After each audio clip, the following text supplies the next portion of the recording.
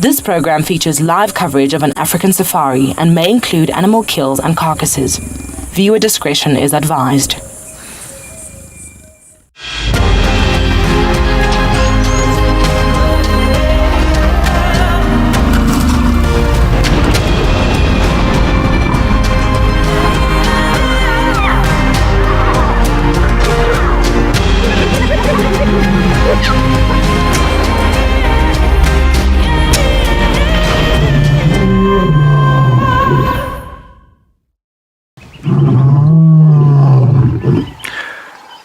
Good morning everyone, and welcome to a beautiful morning on Juma.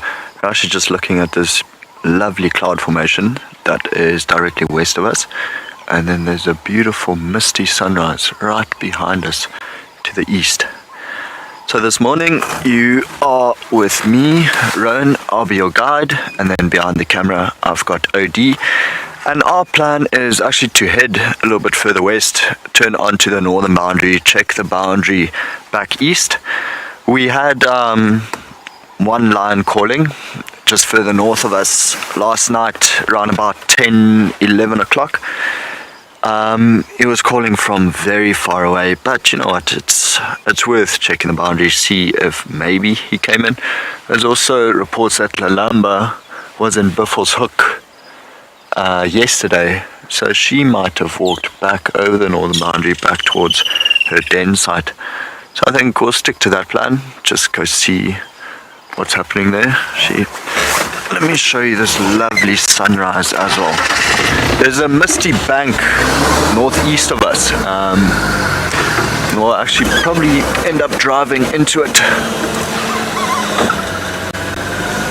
The west and the east both look equally stunning.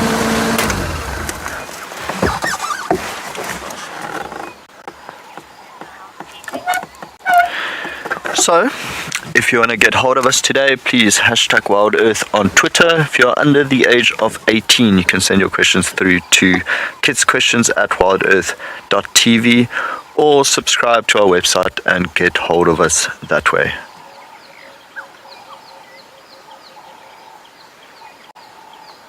Isn't that just beautiful?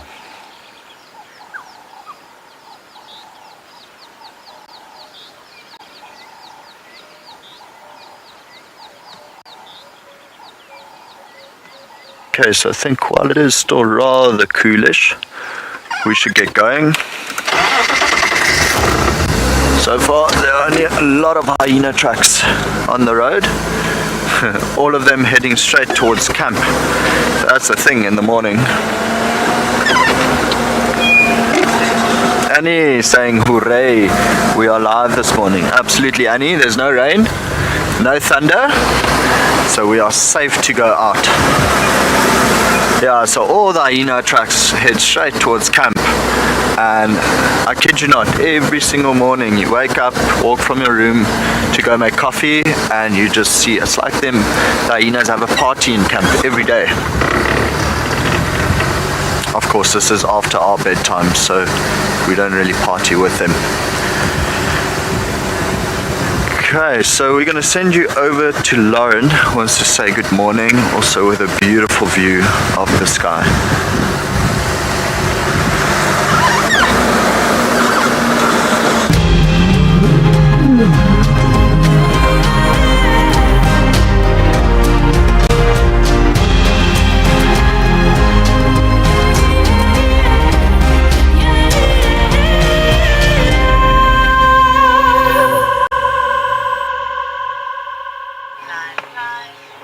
Good morning, everyone.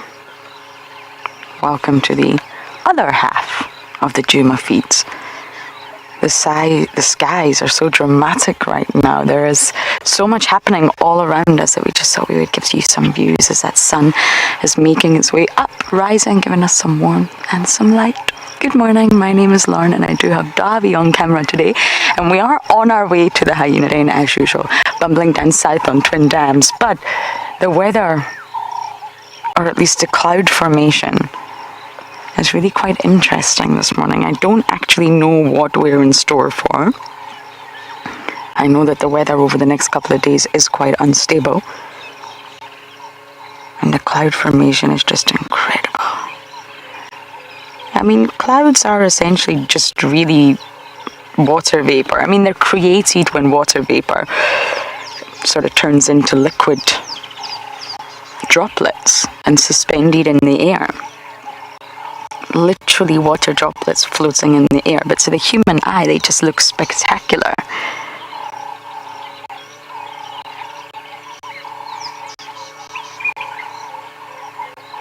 I wonder if we are in store for some rain today.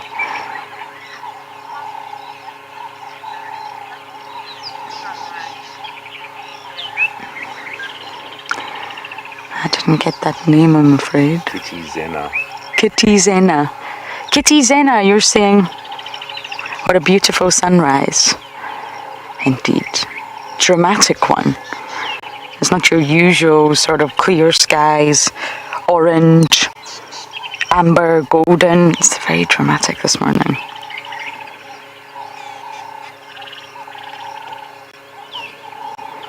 A nephophile is someone that is obsessed and loves clouds. There is actually a term for it. Nephophilia.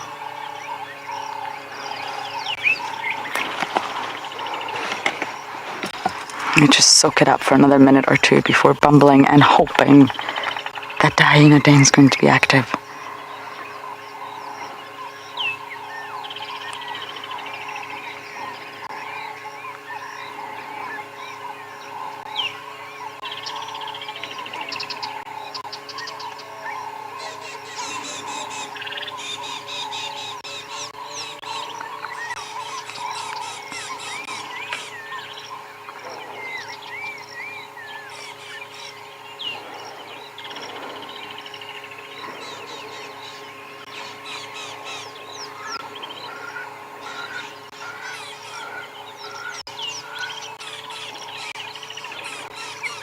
All the sounds that you can hear right now, and there are so many, it's just that woodland kingfisher that just pierces through and just dominates the chorus that you're trying to listen to. Bless me.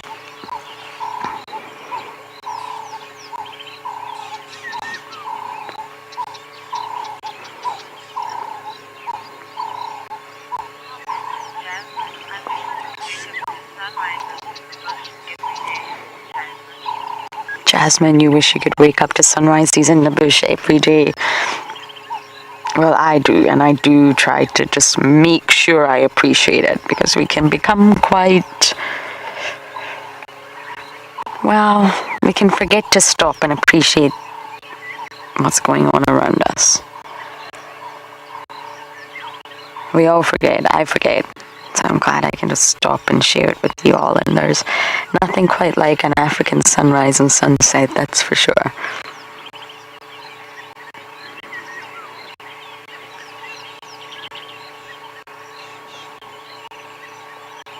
I hope one day technology will be advanced enough that I can send you the smiles.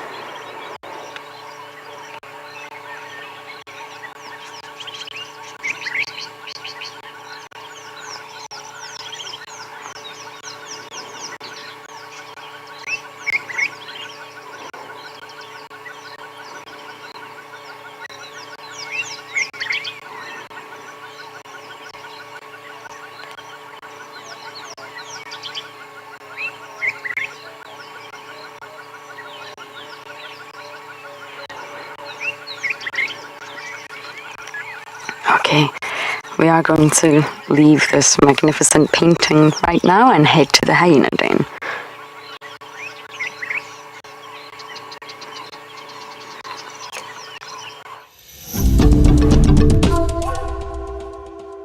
Okay, so we've actually we've driven a little bit out of camp and decided to stop here and just listen for a while.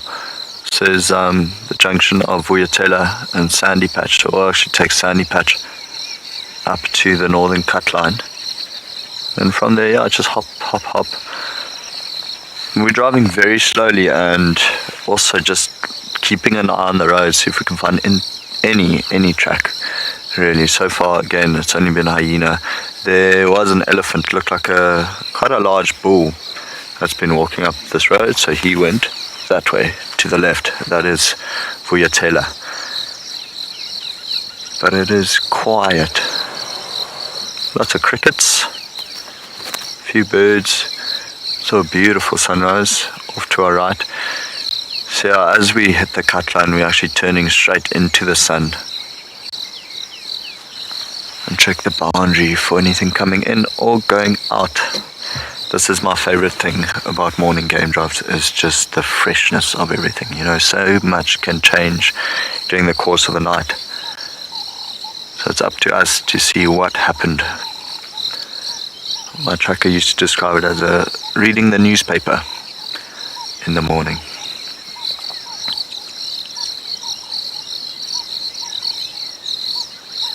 You can hear all the crickets calling right in front of us. I'm just going to keep quiet for a little while.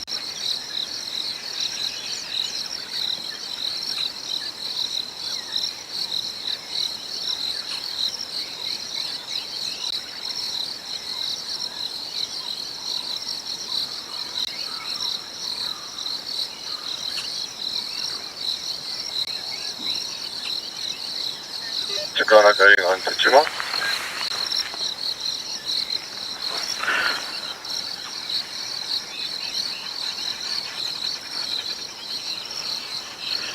It's quite nice. We've got one guy from Buffelshoek that is now also on Juma. Well, that's the thing. I mean, you want more eyes out here. That helps us out quite well. So we are now 3 vehicles driving around Juma looking for anything really.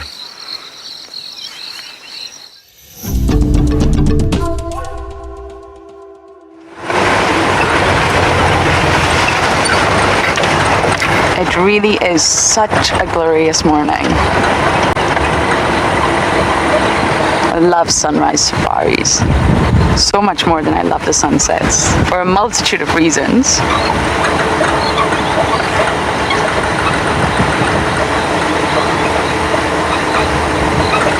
We have a very small little bachelor herd here that are blocking the road anyway, but I just want to pay attention to them. It's really difficult for tracking right now. You'll be able to see the ground is still slushy and mushy and just very difficult to read, and unless something's walking right through the really wet patches, it's difficult. So sometimes these guys are going to be the ones that tell you if anything has happened or is about to happen.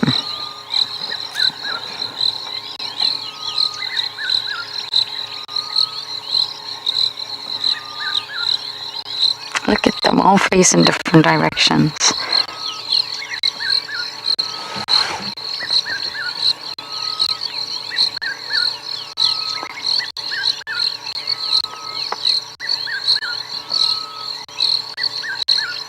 They're listening, and they can probably hear so much that we can't. They'll be able to hear lions calling way off in the distance that we maybe don't pick up, especially over the sound of the engine.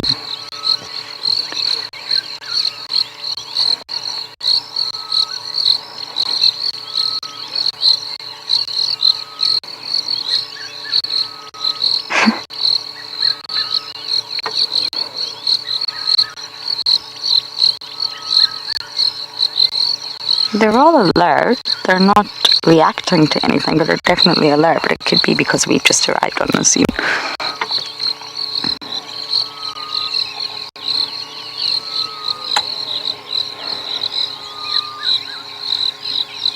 Actually, where Darby was just showing you is Chelapan. Can't even see it. It's so thick. Sandy, me too. It definitely does. But it's not immediate. I noticed. You know, when the rain stops and you go out on a bumble, it's not necessarily immediate that everything comes alive, I think. But a little bit after the rains, especially when the sun comes up, it's alive. It's pulsating. It's vibrating. It's beating to the sound of its own drum, the bush.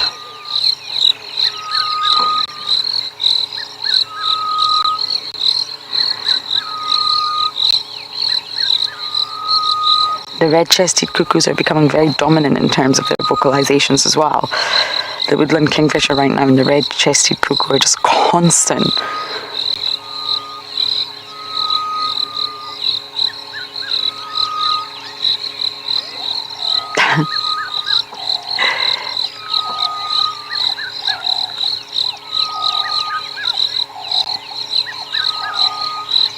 Look at that concentration.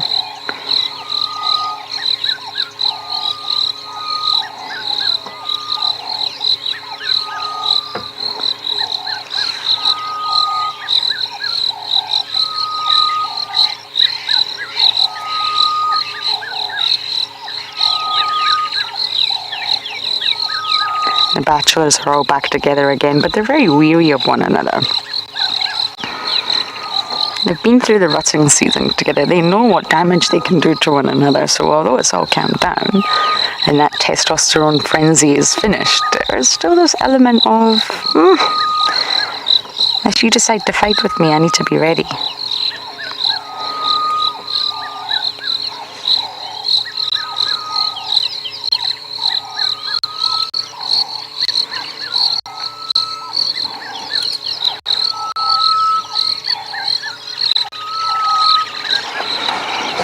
Is that Nina? Spas, good to hear from you. Yes, of course they do. Incredible sense of smell. They have quite large nostrils as well.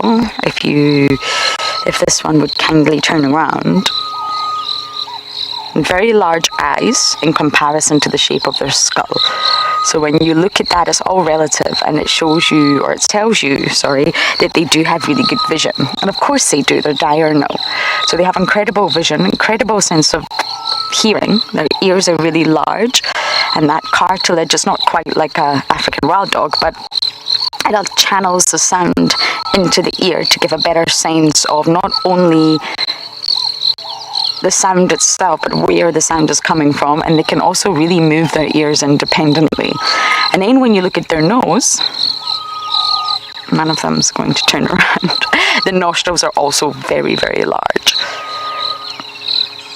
Sometimes when you approach an impala or any antelope, you'll see that they're opening and closing their nostrils very rapidly, and they're smelling, they're drawing in air with their nose and trying to interpret.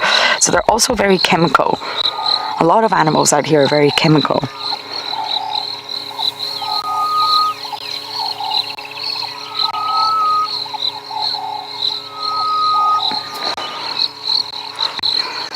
There is a frog in the car.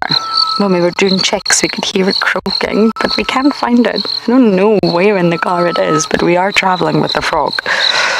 I'll look after drive and see if we can locate it, but I'm pretty sure it's happy in the vehicle.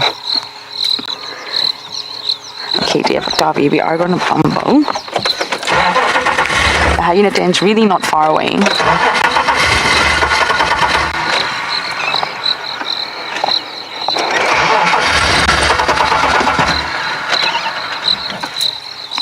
I'm going to have a sip of coffee. I think I'm going to need that for this morning. Right, Impala? We'll give it a minute or so and then we'll try again.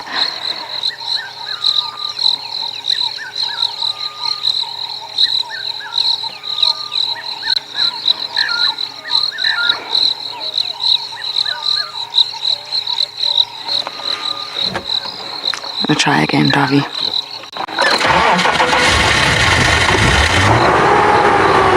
There you go. You can eventually get her to turn over. We know the problem, it's just quite a big job to fix it, but she should get fixed within the next few days. Have a great day, guys. Okay.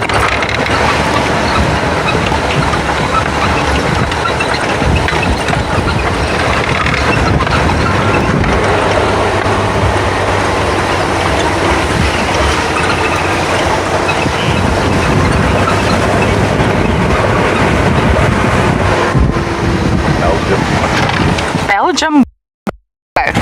You're saying it's so nice to see the sunrise from your bed in Belgium.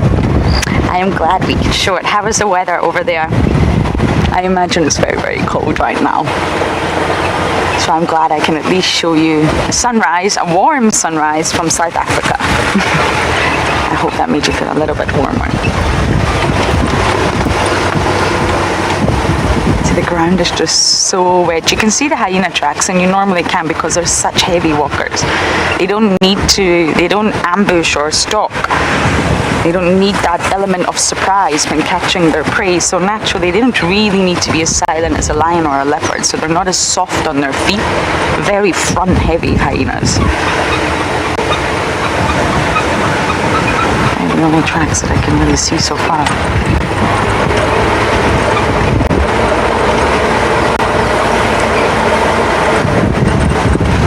And now these two pans are full. I'm not sure if I've shown you. So we've got Cella pan, which is full, of course. That's a big pan. And then we have this one. And this is the one at Spaghetti Junction. I don't actually have it. I think it has a name. I just call it the Spaghetti Junction pans. And it's very full. You'll often find lots of animals wallowing in here. And it's right at the entrance to the Mowati. It's quite a centralized point. And then I'm just going to go forward. That's pan number one. I'm always nervous turning Wendy off. I might not turn her off here. And this is pan number two, so they're 20 meters apart. And this is also quite full. The hyenas were here, all of them wallowing the other night. It was just at the end of drive. So in a row, that's Cella pan and two other pans that are really, really full in very close proximity with one another.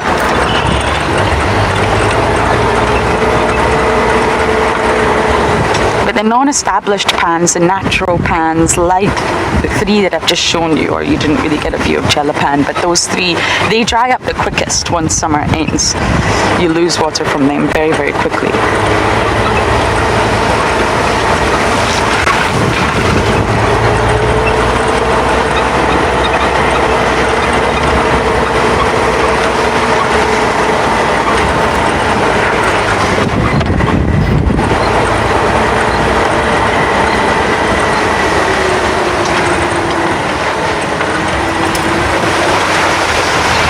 Okay, what do we think about the hyena den? Will it be active? Will it not?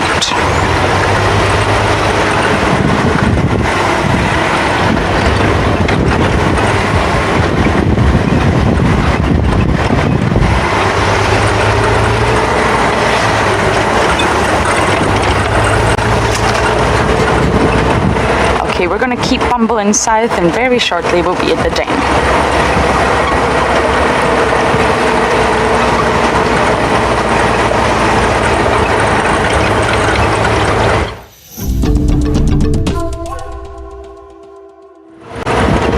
Take a silent look as I make my way towards the hyena den. It's such a beautiful morning. I'm just going to soak in this drive and hopefully we'll get an active den for you all.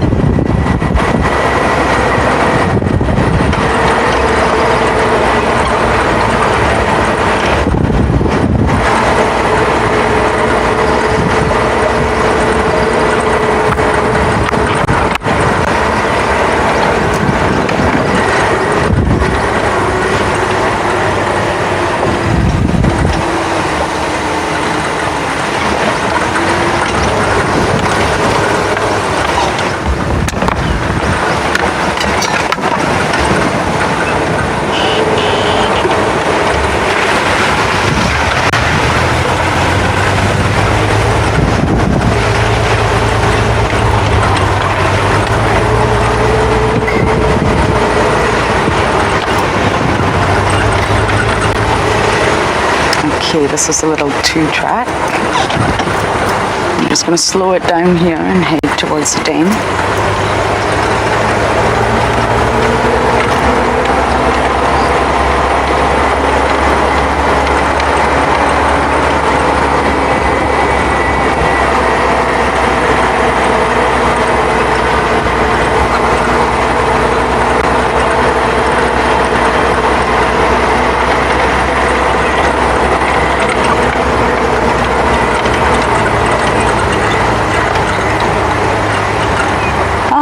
Yes, please don't leave. No, whoever you are, don't leave. No. You're gonna break my heart, guys, I tell you. Oh, there's two here. Hello. Good morning, guys. I think it's in the belly.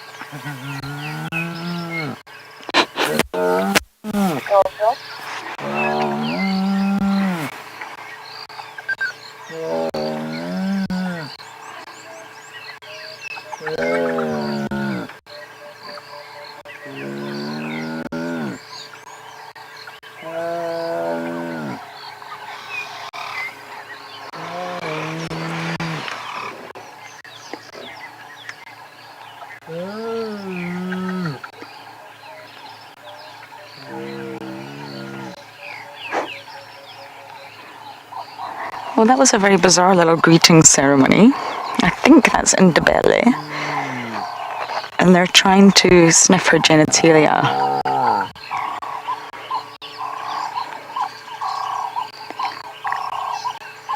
Coming to an active hyena den is what I've been waiting for.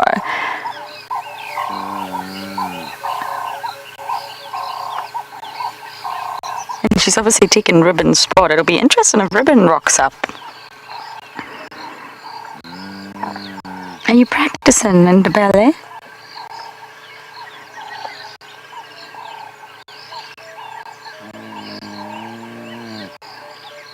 In the belly, I'll be getting close to that time.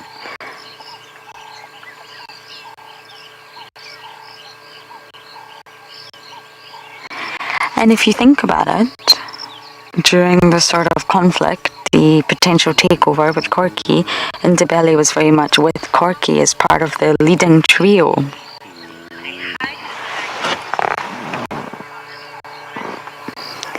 Chris, you're saying, I don't know if that's you or not, Chris Rogue, but you're saying say hi to the hyenas from all of you. Guys! Chris is saying hello.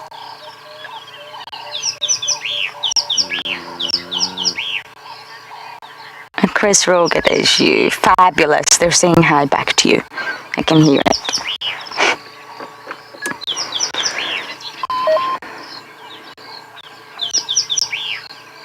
And Jess, Indibele was part of that sort of leading trio because Indibele is actually high ranked. Her mother, Pretty, was very high ranked, coming from the Madam lineage.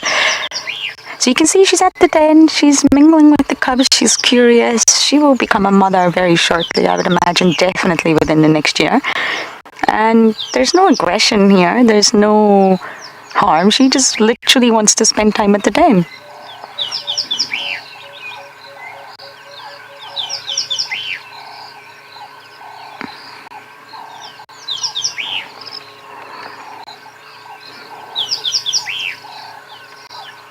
I think this is little Novella. Hello, beautiful. Where's your mummy?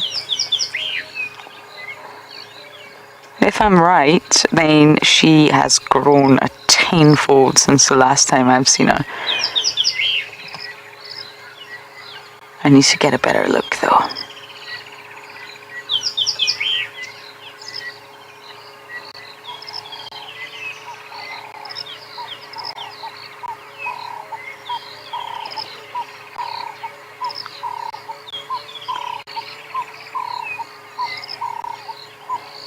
Maybe, Chris, you can help me out. Is that Novella?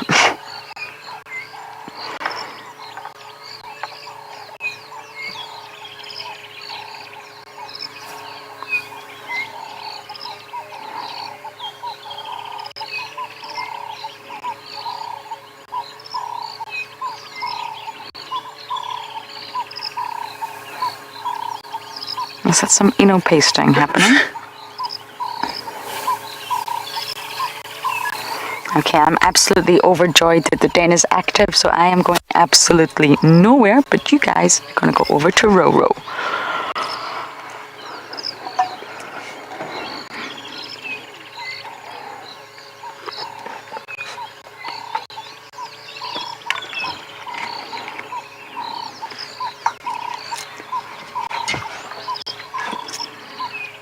You're not going anywhere. You are sticking with us.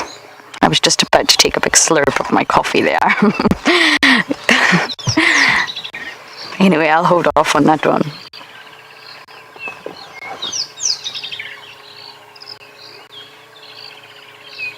I really love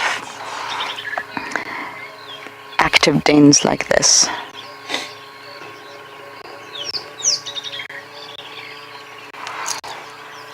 When it's not just ribbon and cubs, although I love that. I love it when there's interactions and vocalizations and greeting ceremonies, and when a hyena den is active like that, it's really magical.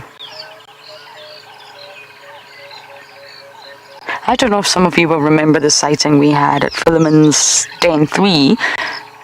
Yes, it was with Swazi appearing, and he got so excited with the cubs. He just, he loved spending time with the cubs, and he tried to suckle them. And he was rolling about the entrance.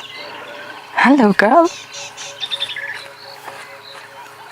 Hey, hey, hey, hey, hey. What are you doing?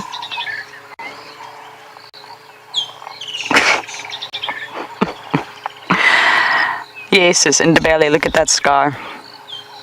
And it is novella. Thank you, Chris Rogue. I don't know why I'm doubting myself so much these days. I think I was away for too long.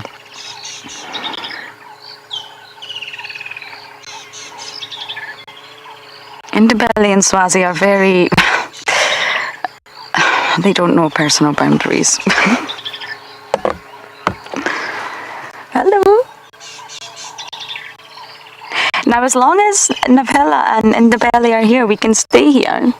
They're both, well, Novella is not an adult, of course, but Indabelli is, in terms of if any threat comes to the den, as long as she stays here. But if they don't stay here, then...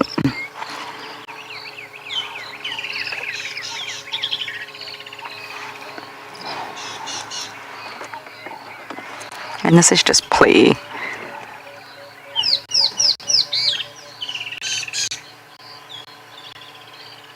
Indabelli and Swazi are probably my... they've just been such a joy to watch grow up.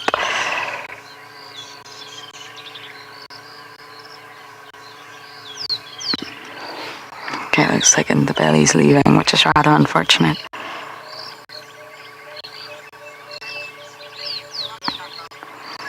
Okay, I'm just going to explore the den, make sure there are no other adults lurking around, and we really are going to send you over to Rowan this time.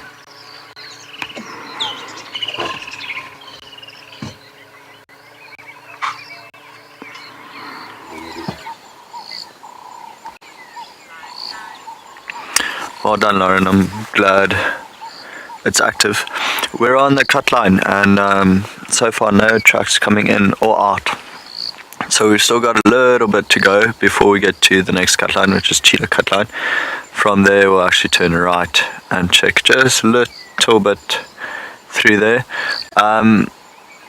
So while we're driving, the signal kind of dips up and down, and I think now, because we're going down into this patch, we might struggle just a tiny bit with signal, but it would be probably about 10 seconds until we rise up again. But keep going, just so we can start covering a little bit more ground. That cut line is a road called Hippo Pools Road that comes back towards Buffelshoek Dam. We'll check the dam, check the eastern parts of Djuma, and then yeah, I haven't really thought about my plan any further than that. Part of the route had water.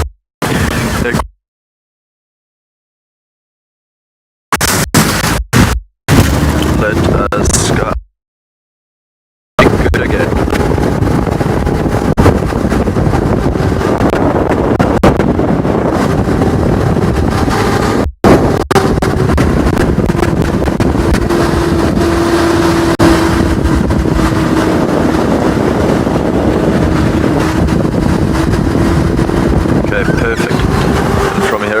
Slow down again just to see if we can find any tracks, especially on an area like this. If it just crosses over, you're not really going to see too much.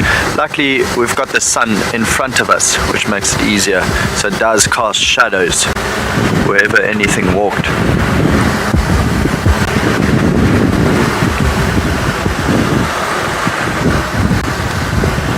So this road in here to the right takes us straight towards Buffelshoek Dam.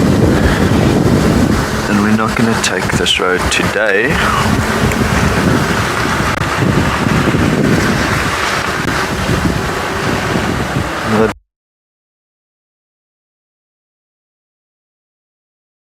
It's not been to go.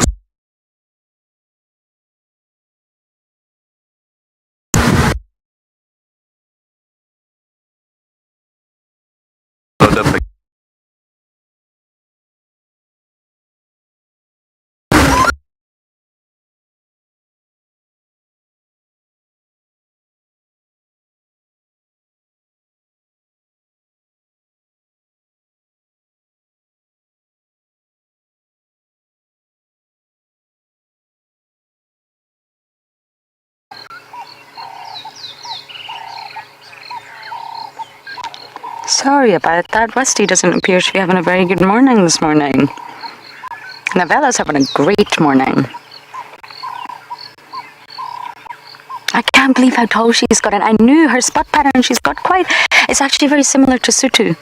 If you think about Sutu's rear end, her sort of hip region, she's got two really thick black bars. There's actually spots that have sort of melted into one, and it's almost like two very thick black bars running down her spine on either side.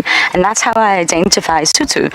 And if you look at Novella, she's actually got very similar, it's not the same, but it's similar markings, which is really interesting. I think Novella looks just like a mummy. And I thought it was her, but she's got so much bigger since I last saw her back in November. It's not so much heavier she's gotten taller. Her legs have got really, really long. She's starting to slowly lose that sub-adult fluff. It's still there, but she's slowly losing it.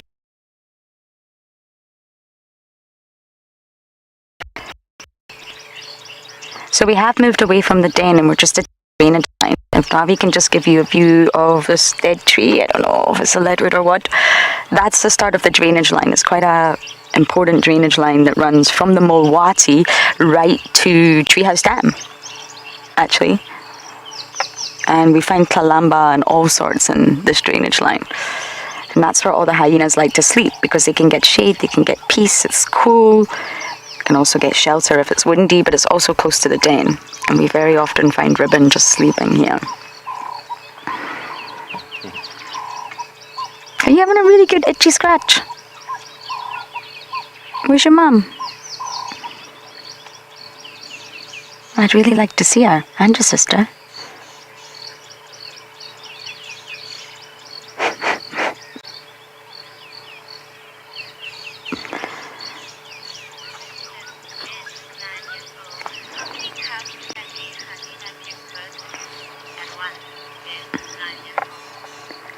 Ben, you're 9 years old. And generally hyenas have twin litters. Now there are always exceptions to the rule naturally, but generally they give birth to two, and they are twins. They actually have two mammary glands, so really if they gave birth to any more, it's most likely that one would not survive. And I do believe recently, I think at Pridelands, a hyena had 3 cubs, which is amazing, but it's not the norm. Sometimes you will only see hyenas with 1 cub, but it's quite likely that the other cub just didn't make it, just didn't survive the birth. So generally speaking, they give birth to 2 twin litters. We only ever saw Novella on her own. Her mom is June, and we just saw one. We just saw Novella. So possibly was there another cub that didn't survive the birthing process, or maybe survived for a while but then was too weak to compete with Novella? We don't know. But if you think of Novella's older sister, Sutu, she was part of a twin litter. We saw both, Sutu and Swana, and unfortunately Swana didn't make it. She keeps looking behind. I just want to check no one's... Is there a hyena behind us, Davi? No. Okay, it's always worth checking. Look at those long legs. My goodness, we're getting so big. I'm going to hang around here as long as I realistically can, and we're going to send you guys over to Mike to say good morning.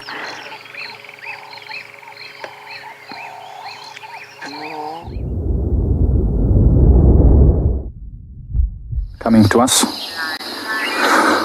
That's interesting, Lauren. Three cubs born. I mean, to be honest, everyone, I haven't been here for so long. I'm not sure if there were 3 cubs born, but it's possible. I have heard of it before, and our hyenas here are very virulent. What should I say? Fertile. Anyways, we are sitting with another group of youngsters. There's 8 little Egyptian goslings, which is super great. Hi, everyone. My name is Mike Anderson. Behind the camera is BK, and this is Ecotrain's Pridelands Conservancy, where those geese are not happy about the new geese that are just arriving. Goodness gracious me, there's 4 new gooses that are arriving, but they've been seen off by geese, seen off by the parents of these, I think it's 8 little goslings. Let me count again. 1, 2, 3, 4, 5, 6, 7, 8. Yes, I believe it's 8. And these parents have been chasing the lapwings, they've been chasing the heron, excuse me, they've been chasing anything which comes anywhere near this waterhole, which is one of the reasons why Egyptian geese are not well liked by birders in general, because they tend to keep away other birds. So when you've got a little pond at home and the Egyptian goose sets up, you can basically say goodbye to any other birds because they're very aggressive, but they also have a tender and loving side, as we can see how they gently herd their chicks and keep them between them. Not a very good survival rate, unfortunately, with Egyptian geese or any baby birds that are born in large clutches like this. You could probably imagine that by the end of the season, or by the time these ones reach adulthood or independence, there'll probably only be 1 or 2 left from the original clutch.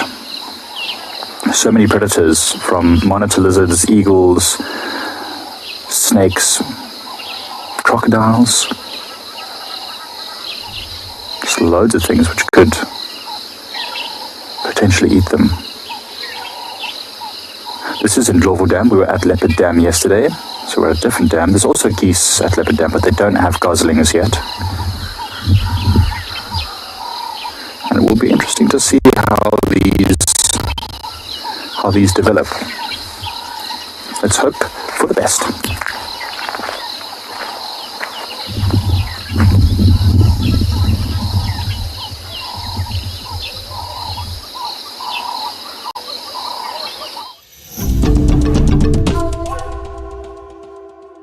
So we've made it to Cheetah Cut Line and we are cruising along at a very slow pace, just making sure we're not missing anything.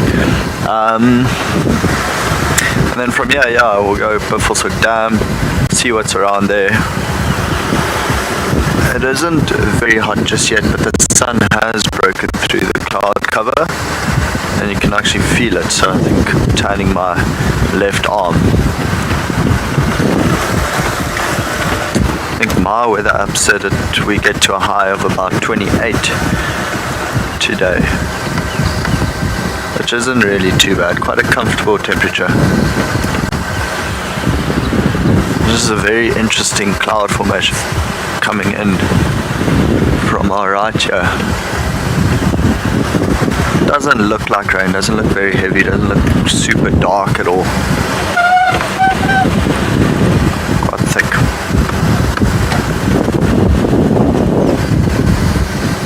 Talking about this area a little bit earlier, there's a lot of round leaf teak around, and remember at Ingala and Tented Camp there was this enormous round leaf teak, beautiful yellow flowers, but on the reserve quite a firm favorite for elephants, so you don't really see them develop to trees at all. They usually stay just short and shrubby.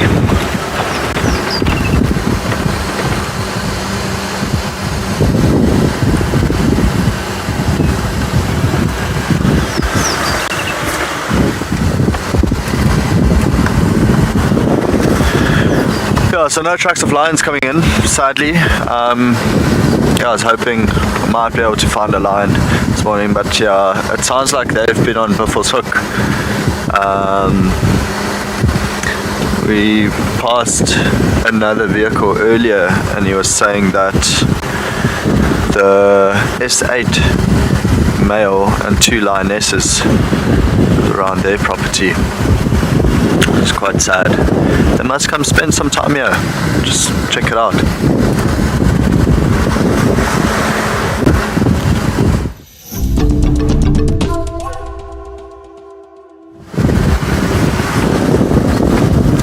Okay, so cheetah cutline hasn't really been too productive for us. So I think let's do Hippo Pools Road. It's our next one that we go right, and that will take us straight to Buffelshoek Dam. Again, go see if maybe the hippos have come back. What else has been around? Talking about hippos, those are the tracks you can see on the right hand side. Sadly they are going the other way, but then from there, right behind us, they turn off. They probably know quite a nice shortcut to Buffelshoek Dam. Let's go see if they made their way back there. Went past there yesterday afternoon and they weren't in there.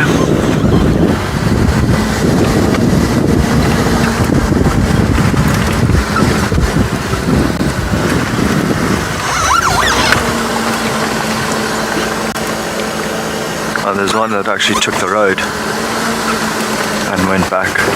So we'll follow him.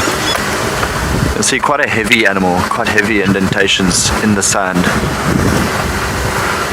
Yeah, so I was saying earlier that the S8 male and 2 lionesses are on Buffelshoek, so it might have actually been him calling that we could hear all the way from Djuma.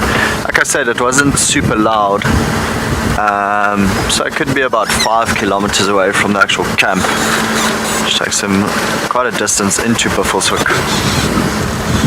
I've heard a lot about this S8 males. I've only seen photos, but apparently quite a large lion coming into an area where there are mostly coalitions. So well done to him. Being a lonely, just ate a spider web. Being a lonely male lion in an area like this.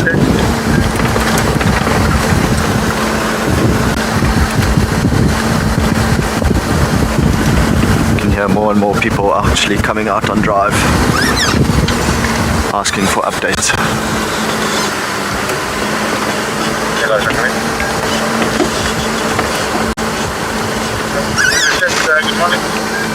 Jeff, actually what I'll do, let me try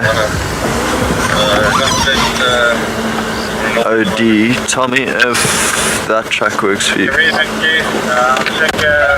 So Jeff, it's actually a lot different to an elephant track because a hippo has toes that stick out clearly.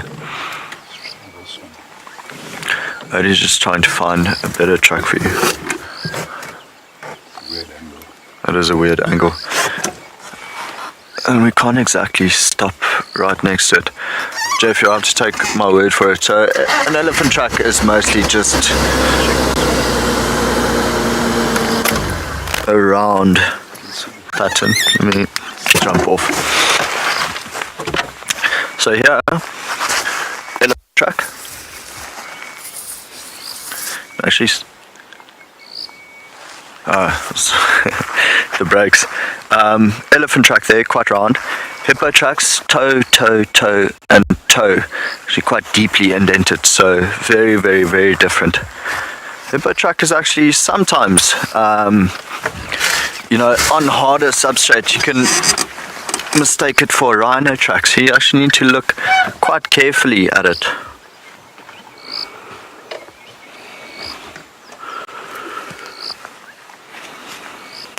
Okay, we'll continue following this one hippo track. I can imagine it will lead us straight to the dam.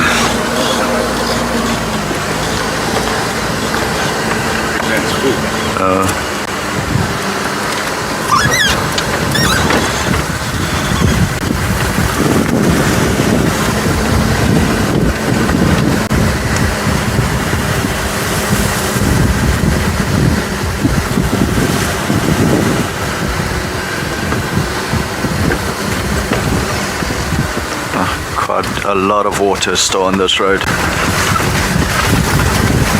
can see it's mostly eroding on the right hand side.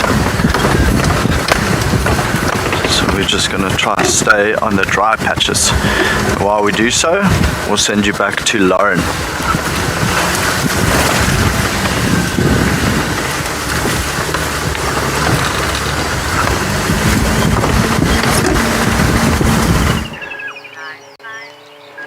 I'm very confused. I'm getting updates about Eric. So I don't know if it's Mike or Rowan, but I'm very confused. Poor Rowan. He got called Owen about 100 times last night. But I think it's Rowan, not Eric. We have James Richard. We have your favorite bird. I'd like to know your favorite animals. Tell me, guys. #WildEarth. What is your favorite raptor? I love these guys. African harrier hawk who's hunting right now, doing exactly what they do. Put their beaks quite small in comparison to other birds, but they're able to just use their lightweight body, their talons cling on and pop their head into holes. And that's why their head is relatively small. A big head is not going to get into small holes. So they really need to sort of be a smaller raptor to survive the way they do with their hunting strategy. And I love them. But I think if I really had to choose it as a battalier, and I know that's such a cliche answer, but just with all the time I spent with Batilda, I love battaliers. There are two other smaller birds just attacking this harrier hawk. I think they're drongos. That's the most likely answer. Starlings do it too. But I just need to get a better look to see who the culprits are.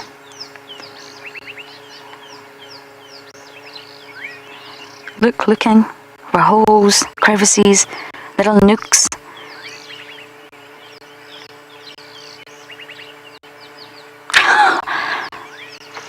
And that's a starling, it's not a drongo. That is a starling, wow.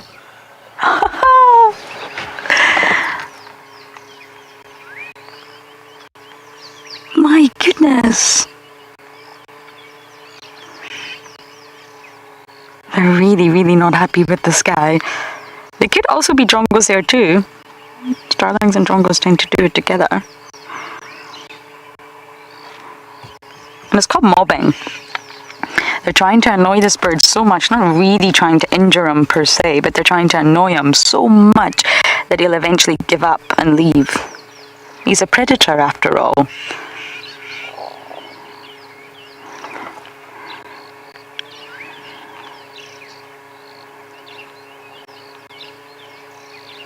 I think it's the glossy starlings that are just not having anything to do with this harrier hawk. Garden Paul. Poet. Yes, Garden Poet. That's the one.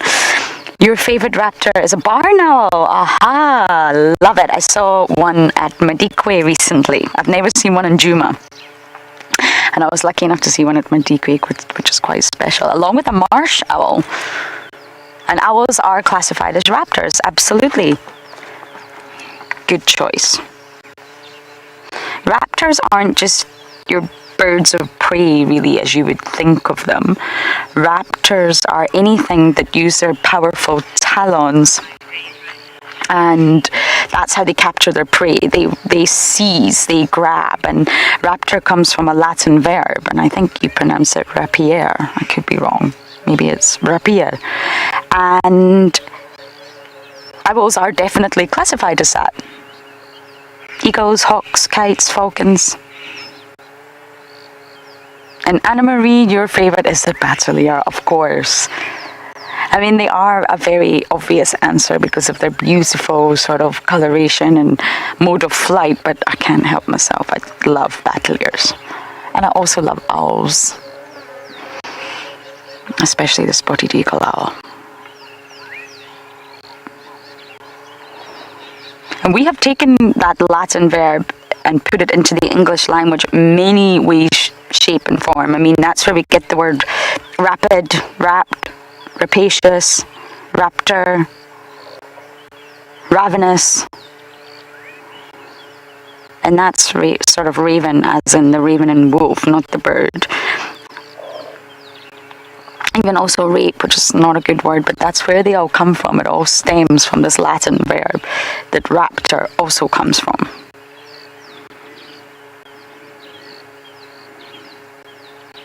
Sometimes vultures can be considered raptors because they use their talons, but generally speaking, most species eat carrion. So that's when it becomes a bit tricky, and they are classified as scavengers. Sometimes they can seize things with their talons, and they're more closely related to storks. So I wouldn't personally classify them as raptors, but some literature does.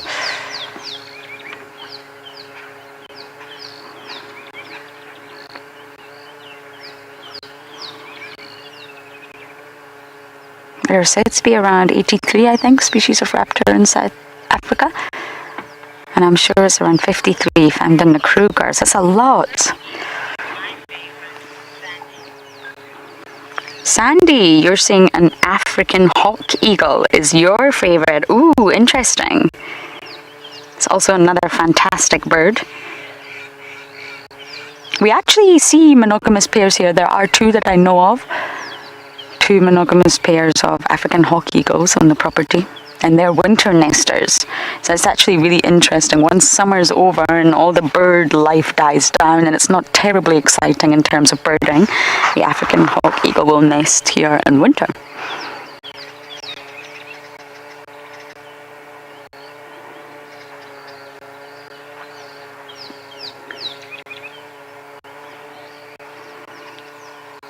And this is how they hunt, these guys. That's all they'll do all day.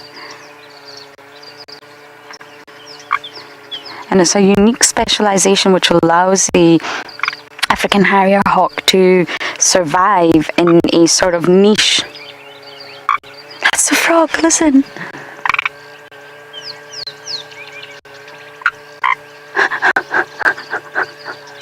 Can you guys hear that?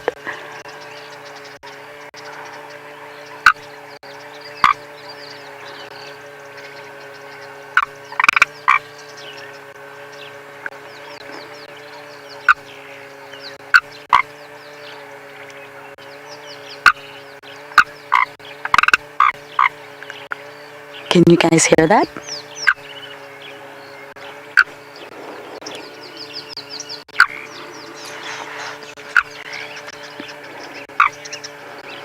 You can. It's in the car. It's a frog that is somewhere in the car. I just can't see where. Obviously wants to talk too. What's your favorite raptor, Mr. Froggy? I bet you don't like raptors at all. Davi's saying his favorite raptor is a long-crested eagle. Ooh, interesting choice. Why is it interesting? Well, Davi and I saw one of those in Juma. And it was literally the only one sighting that I have had of a long-crested eagle. They're really not common here. They are common in South Africa, but not here. That's Davi's favorite. Okay, we're going to sit here for just a little bit longer because this scene is so fantastic.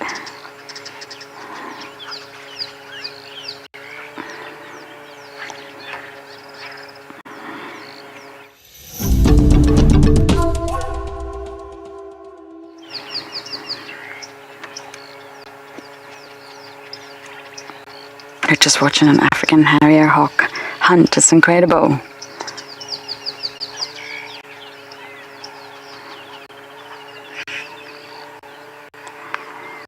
I'm just going to sit here and watch. The sounds are incredible. The action's incredible. The sun's coming up.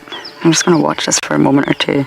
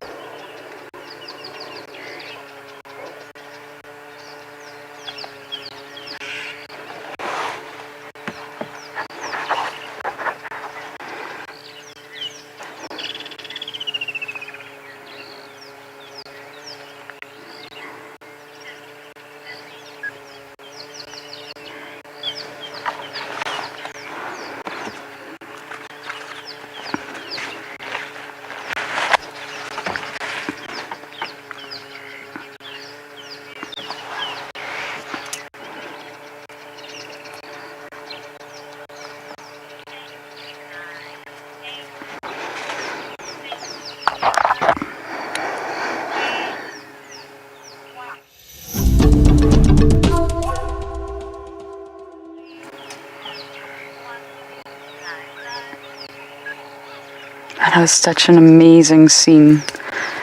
Watching the harrier hawk hunt, get bombed. This road is really working for me this time. It's fast becoming my new favourite road, Leadwood. But we are going to keep bumbling.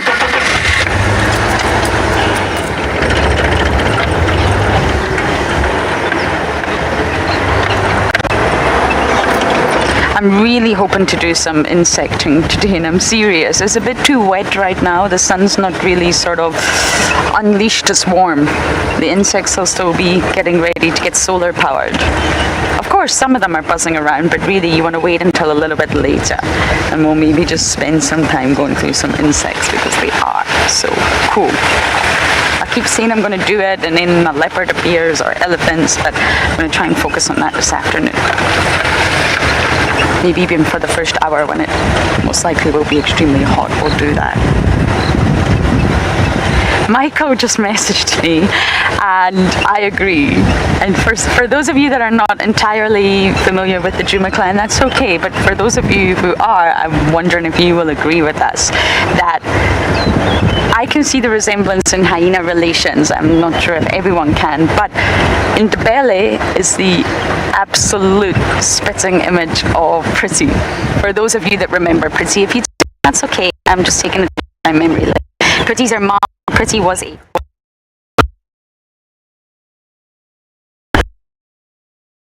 ears like Ndebele has, but otherwise they are so similar.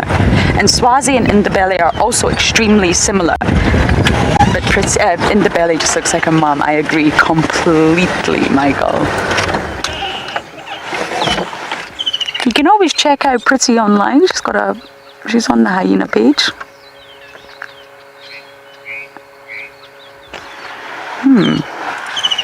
Guinea fowl. Why are you on the tree? When guinea fowl are on the tree like this, they're not alarming. It means that there could have been a threat and they jump into a tree.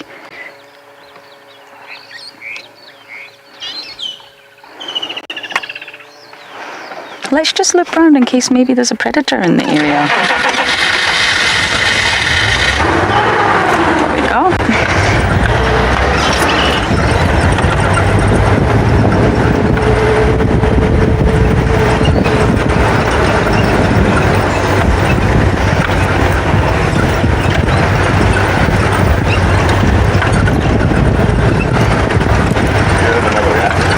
Another raptor. Well, where am I looking?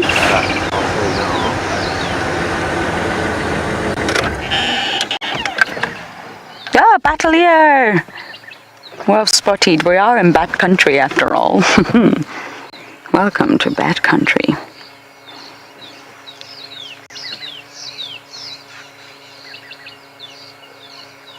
My favorites. Anna Marie, your favorite. And of course we are indeed looking at the female here. It wouldn't surprise me if the male was somewhere around.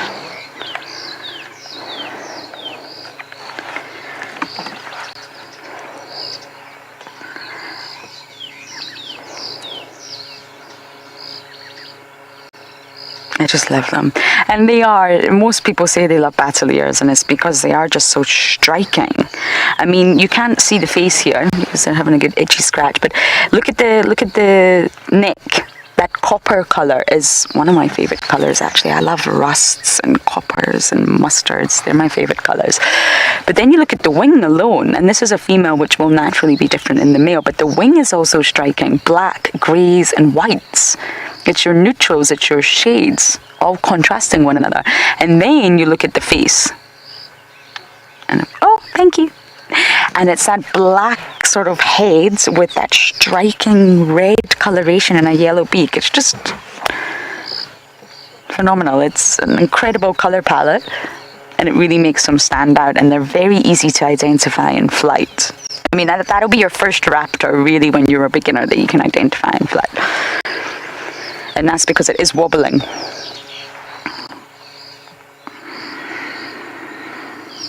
Wobble, wobble, wobble. That's because they've got a very short tail. And just like the African Harrier hawk, let's make a comparison. So the African Harrier hawk is specialized for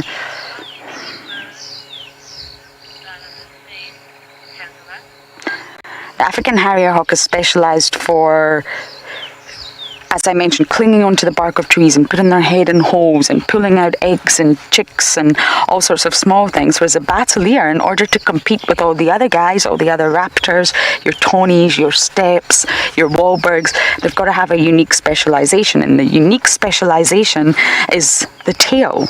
That really, really short tail. It's intentional. And it does give them a wobbly flight, which is rather unfortunate for them.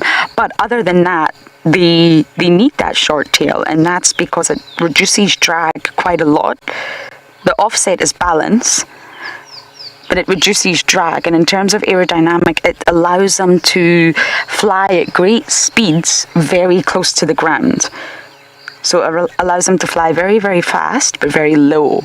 And what that means, if you're a battalier, is that you have the chance to get into a carcass or a dead animal before the others.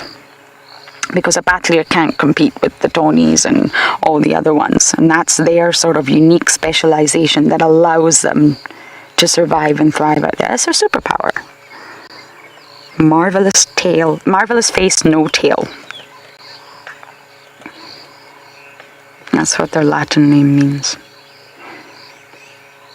But because their wings are so long, their tail is so short, although it's doing a great job of reducing drag, it's also just making them a bit out of proportion. The wings are too long, if you like, and that's why they wobble.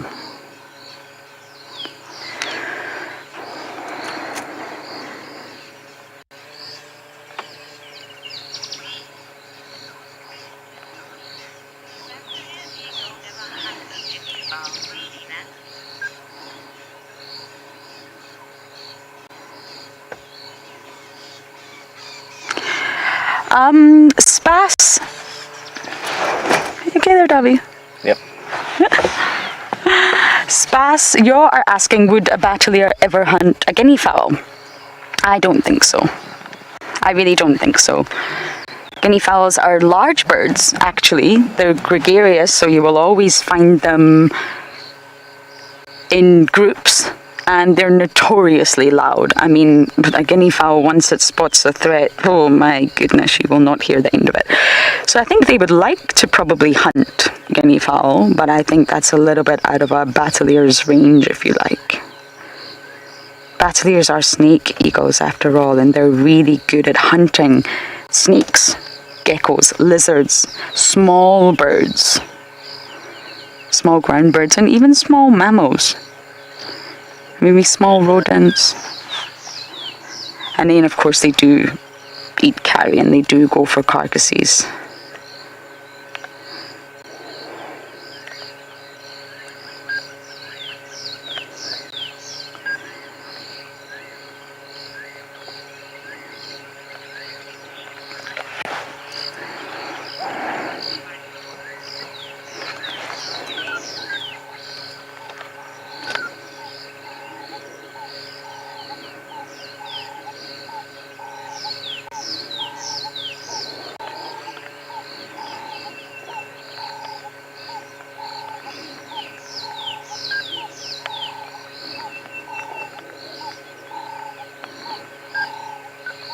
Just sit and enjoy watching the sky for a moment, my favorite bird.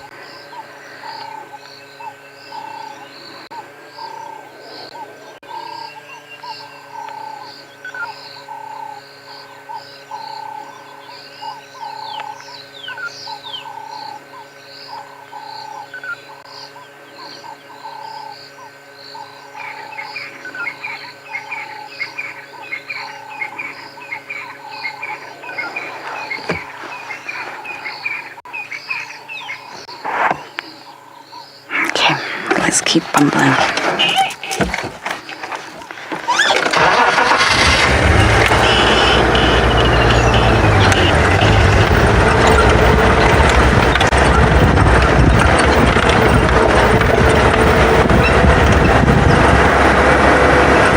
Okay, everyone, we are going to bumble and see what else we can find.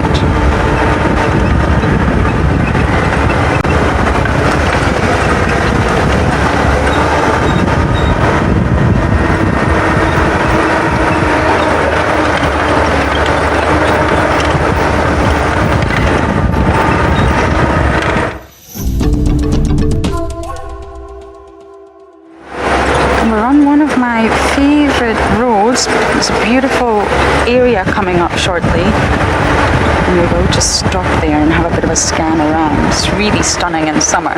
Winter, not so much.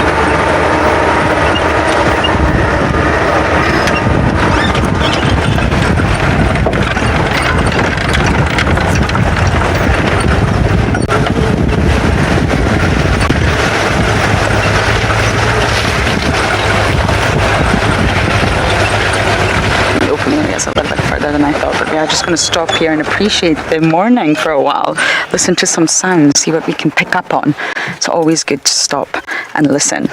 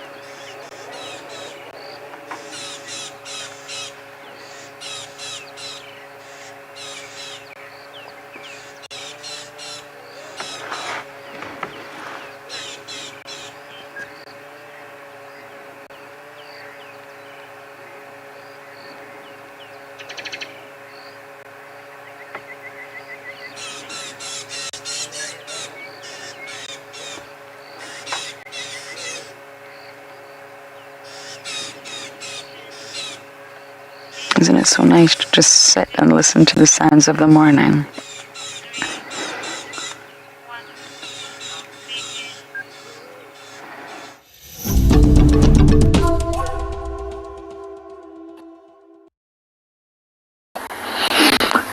Found very fresh signs of buffaloes, everyone.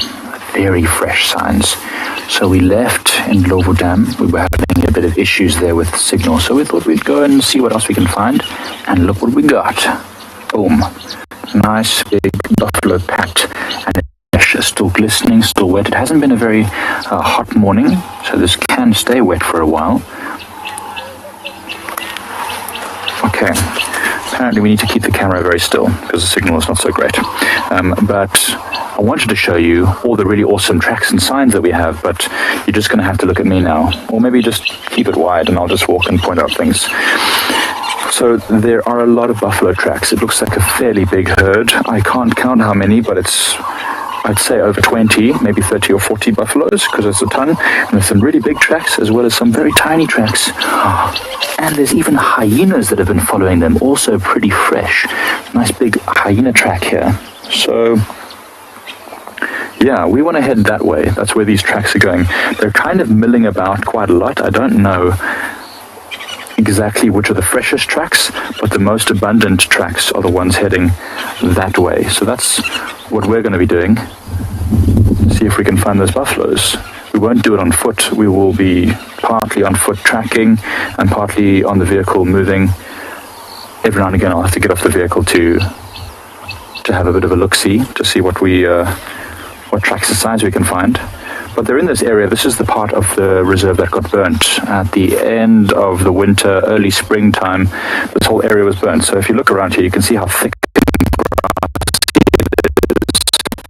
you can see the trees have all got lots of leaves on them. So it is recovering nicely, and areas that have been burnt generally have a sweeter grass growing, just because the grass is pushing more nutrients out. There's not the dead material.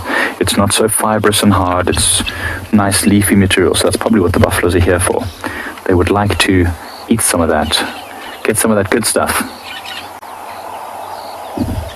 I'll listen for a moment, see if I can hear any oxpeckers.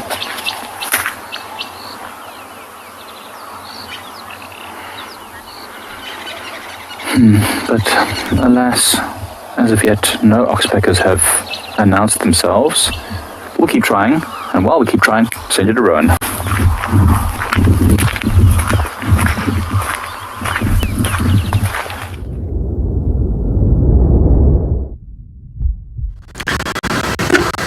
Yeah, Rowan's just bumbling.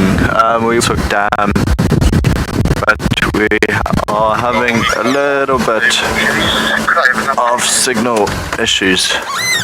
I should just stop. There's a Nyala ahead of us. Well, I think I can hear Lauren as well. Beautiful female. Actually, no, even with the orange color, they do blend in rather well.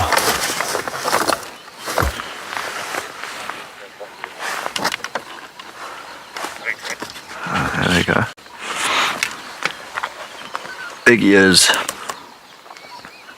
Wonder why she's alone. I can't see others or any more Nyala. Cool. I just want to see a baby pop up next to her. That'd be very, very cool. Beautiful stripes as well. So what's it? The stripes is actually supposed to help with camouflage. Resemble streaks of sunlight through the trees, but also break up the body. Supposed to help them avoid predators, avoid being seen by predators. Actually, there's quite a lot of Inyala around on Djuma. It's been very, very nice to see, especially big males. Yeah, so she probably only weighs about 60 kilograms, you know, not the heaviest antelope out here.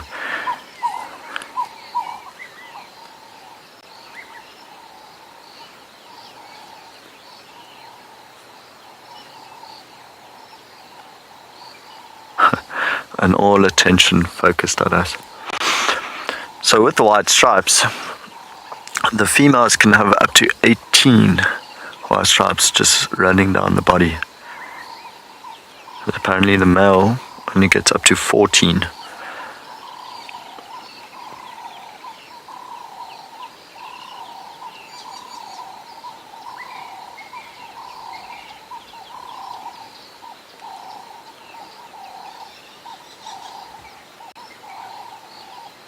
Not moving at all.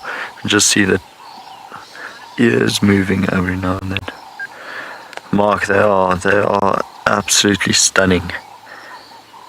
And the males are very dark, also spiraled horns, a bit like a kudu, but dark coloration. So it's quite nice when the babies are born, they look a lot like the female until they get older and they'll start looking more like males. It's just because you don't want competition between older males and very young males. It's the same thing with kudu. They, all of them resemble the females when they are younger.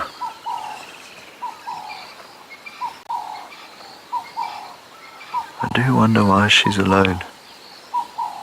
Though I must say, where she is, it's very dense vegetation, so there could be more of them, just behind her or to her right, our left. They're not necessarily herd animals, so they just kind of form temporary associations every now and then, but it's not too often that you just find a female by herself. As you can see, when we zoomed out like this, it's actually quite hard to see her, especially sticking in shade like that.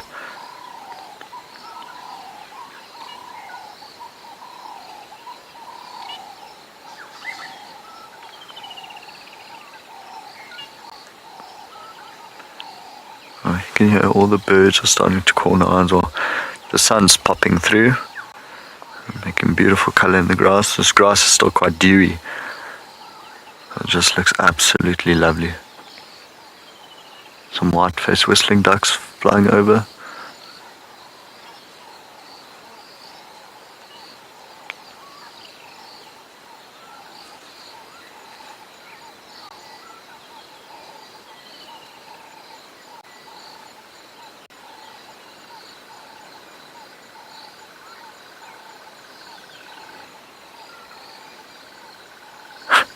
just not moving at all. I don't think she'll come out of the bush. So we'll leave her in peace. And hopefully not scare her out as we start the engine. And continue on our way.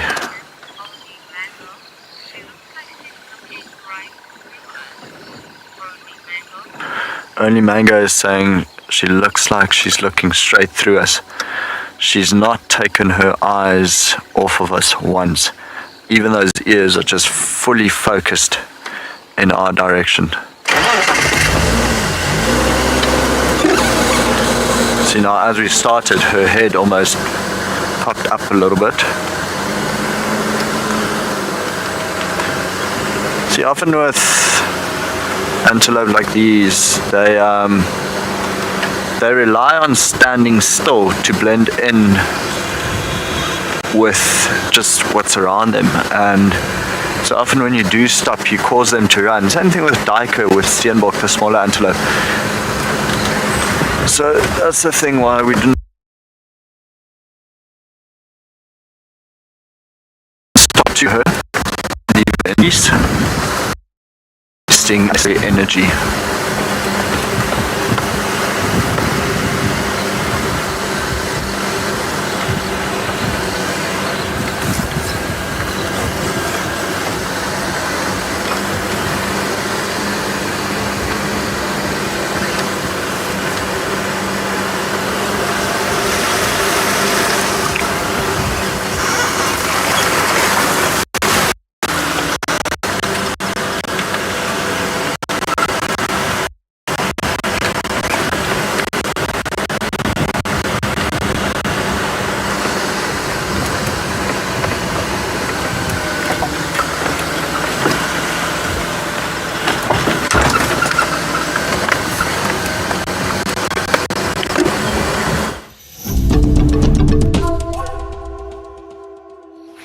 Coolest thing ever. We're following these buffalo tracks and we just literally went 200 meters down the road and we found this. It looks like an afterbirth. And this is still warm.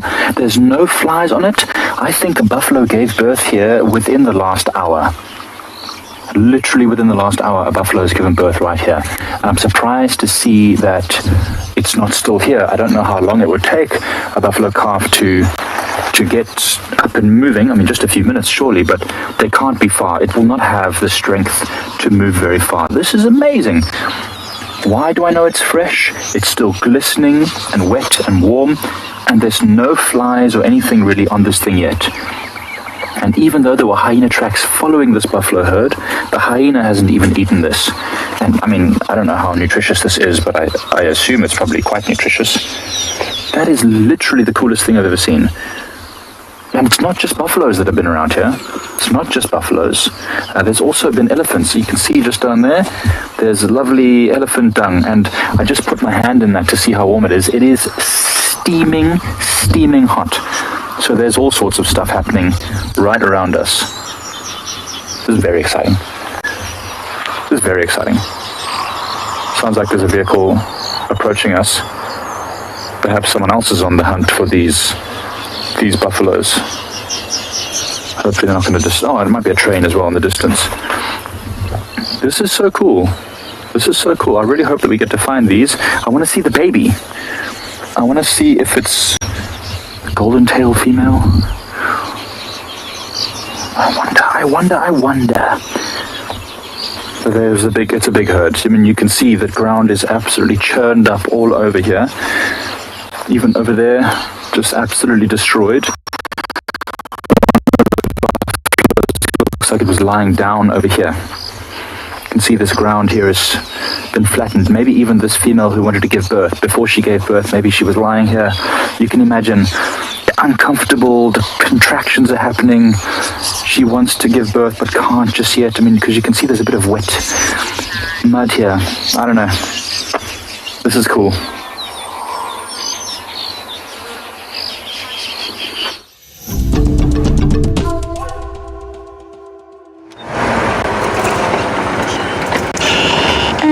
Just trying to see an insect. Yes, it is. Another tick. My goodness. I'm just going to point it out to Darby. These guys are everywhere, right here. I'm going to jump on the vehicle though. There's another rhino tick. I'm seeing a lot of them. I mean, they are the most obvious ticks to find, to be honest with you. The other ticks can be so incredibly small that it's almost impossible. Rhino tick. Not moving. It's not warm enough yet. It's really, really not warm enough to escape. Not that tick really needs to escape from me. But you can see that they're just clinging on with all 8 legs.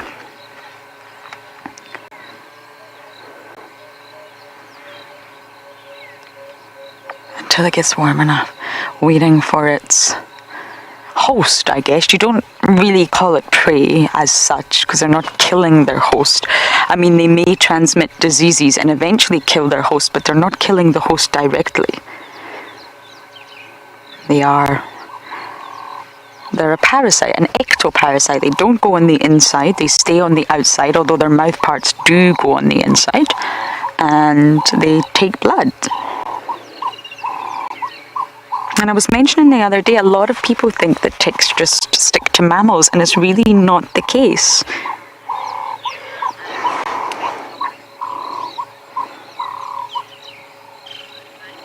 Okay, we'll come back to that point in just a moment. I'm going to send you guys over to Mike.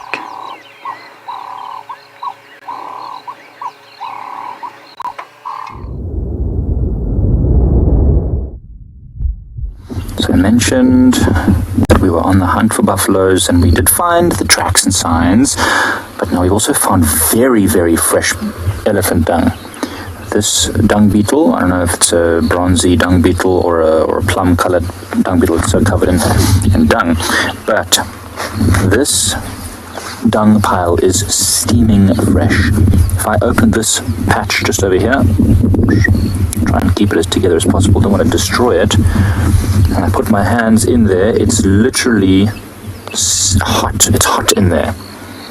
Okay, so that means it's very fresh. Oh, yes, and I can tell it's fresh because it's all over my fingers. Okay, and then it gives us a rare insight into what these animals are eating. So the dung beetle right now is packing that dung ball as tight as possible, gathering as much dung. I mean, with the dung being so wet like this, it could probably end up being quite a large dung ball. But what I'm even more interested in is what this elephant has been feeding on. Okay, so I can see just over here, little berry, I'm going to put on the top of the dung pile there. That is the white berry from a white berry bush, and I ate a few of them the other day on the show, so elephants are clearly also enjoying them. And not only that, but this is the nut of a marula. So the elephants have also been feeding on marulas. There's not many ripe marulas just yet, but they're getting there. The elephants are clearly enjoying that bitter, sweet, tart kind of flavor that the marulas are having right now. This is really cool. This was I'd say a fairly large elephant, judging by the size of the dung pile. It's also been eating, what's this? A bit of bark. That's also been eating a bit of bark. And there's not too much bark in this, mostly grass that I can see because the grass is so thick and nutritious at the moment. This elephant doesn't have to waste its time eating anything else. Oh, there's just so much activity on this pile of dung. There are thousands and thousands of these tiny little black flies that are probably laying eggs all over it. Oh, there's another dung beetle. It's fallen into the dung pile. There are at least 4 different dung beetles. Oh, Tommy, there are thousands of different species of dung beetle. I mean, all over the world, not just in South and Southern Africa, but all over the world there are different types of dung beetle. Oh, a fight, dung beetle fight! Oh, he's just moving his dung ball away from the bigger one. He's like, he knows he can't take it. Tommy, there are literally so many different types of dung beetle, and I couldn't possibly even name half of them, or even a quarter, or even an eighth, or even a 16th of them. There are just so many. And they're not just these ones that are, this size, like the size of a thumb or larger. There are some that are incredibly tiny. Oh, there's one that's really big, pushing this whole dung ball. Check this out. Check on the top of this dung pile. Look how it's just opening up. You see that? There is literally a big dung beetle pushing its way out. I wonder if it's actually got a dung ball already. Could Goliath dung beetle. I don't know if that's even a thing. But they're so strong. If you take a dung beetle and you put it in your hand and you just hold it there gently, and you can feel the strength as they use that shovel-shaped head to push your hand out the way so that they can maneuver around. There are some dung beetles that are so tiny they're not much bigger than the head of a pin.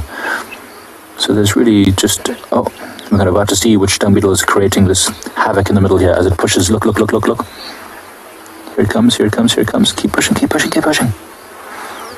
It's going to come out the bottom there, close to that other one. Let's have a look at you. Oh, he's shy. He's shy. He saw the camera. He's a bit shy. Oh, so Tommy, come have a look here. So there is a very small dung beetle just in here. Sorry, BK, now I'm making life difficult for you. See this one? That's an adult dung beetle, fully grown. Look how small it is. Tinier. It's literally like a grain of rice or smaller. See that one? Just in there. It's gone now. It's gone hidden away inside. That's a type of dung beetle, but it's just tiny compared to these other ones that we're seeing. And some of them, Tommy, will roll balls like this and then, take those balls away. Some of them will just live directly inside this dung pile. Some will dig underneath the dung pile and lay their eggs there. And others even will steal the dung balls of other dung beetles. Those are my favorites, to be honest, because they're clever. They don't have to do any hard work. They just wait until someone else does all the hard work, and then they just come in there and steal the goods. Like Han Solo from Star Wars. He's a smuggler. Oh, what is this thing? This is a different type of dung beetle again now. I'm going to open this up just because I need you to see it, because I've never seen one which is this kind of weird shape. No, come back. Okay. Look how quickly they can dig into the dung pile. So this one here has got a weird shaped head. It almost looks like a rhino. It's got weird humps and stuff on the front of its head, but it's hiding away now. I actually want to show you this one because he's really cool. My heart is torn between leaving the dung beetle alone and showing you... Oh, no, let's leave him alone. I'm sure there'll be more. They're literally arriving every few moments more. And it's not just this dung pile here. Come have a look. Come have a look. So there's another dung pile over there, probably from the same elephant. Okay, equally full of stuff. And there's another fresh buffalo pat over there, which is covered in these, looks like, I don't know, blowflies of some sort. The blowflies will be laying their eggs in that dung. And when they hatch, all the maggots will just live in that dung pile for a day or two, or 3 or 4, and then they'll pupate and turn into flies themselves. Lisa, dung beetles fight whenever they need to, but they don't look for a fight, to be honest. Dung beetles are pretty communal. I mean, you'll see many of them at this dung pile, and they all kind of take their own patch, but if it was a smaller pile of dung, or there were more dung beetles, you would see quite a few fights happening, where they'll use their shovel-shaped head and arms to wrestle and flick each other until one is the victor, and they'll fight over females, they'll fight over food. The resources are scarce at certain seasons. This season now, the resources are plentiful. The elephants are eating a lot of food. There's plenty of water. It stays moist a long time. But in the drier times, you might see them fighting a little bit more. How often do they fight? As often as they need to. Just amazed by the variety of life on this one. So that's why we say don't ever drive over that pile of dung if you can avoid it. I mean, don't drive over, the grass just to avoid the dung, because there's as many creatures living amongst the soil and the loose soil underneath the grasses. But if you can drive around the dung pile but stay on the road, then you should do that. Much better for the health of the environment. Now there's an ant as well. I wonder what that ant is looking for.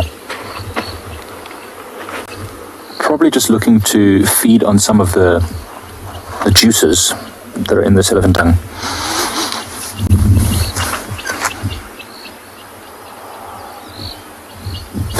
He's a bit fast for you there, BK. I'm not sure what type of ant that is, to be honest. I thought it was a sugar ant, and it might actually be a sugar ant, but it's not the spiny sugar ant that we know. Or is it? Look closer. No, it's not. It's got a very thin abdomen. And I don't see the spines. No.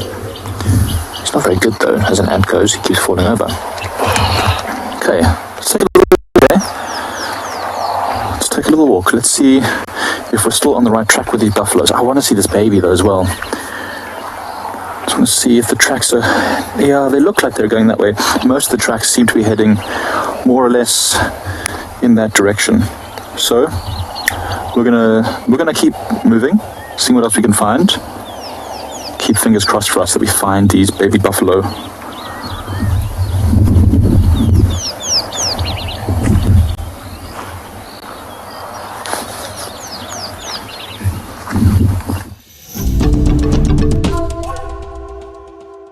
Very cool, Mikey. We have not found buffalo tracks yet. So we've checked Twin Dams, Buffelshoek Dam, and yeah, now we are heading more towards the central parts of Djuma and just keep checking, see what else we can find. Actually, I have no idea where Lauren is or what she's doing. I think she might also just be on a bamboo. Seem to have been doing that quite a bit. Yeah, some giraffe tracks.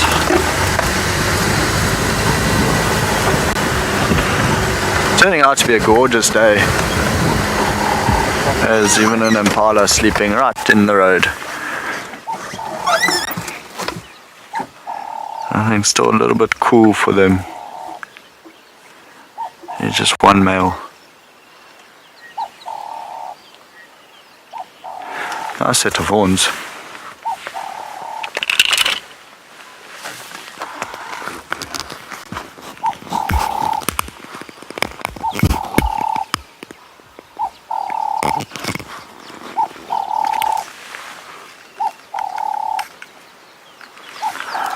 I might need to replace my binoculars soon.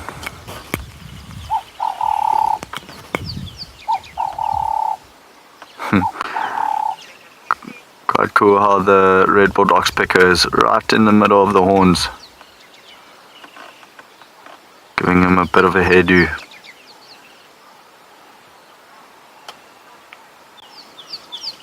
And impala doesn't even flinch.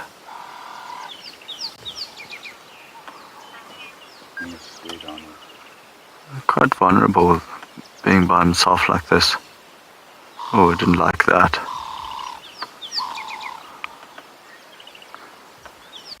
Just relaxing and having breakfast.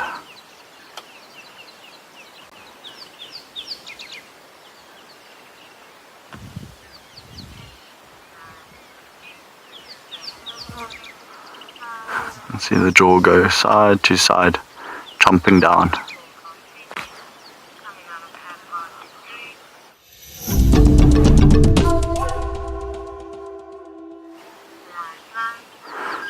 Waiting for that. I think that oxpecker is really irritating the impala now a little bit. So now it's grooming the neck.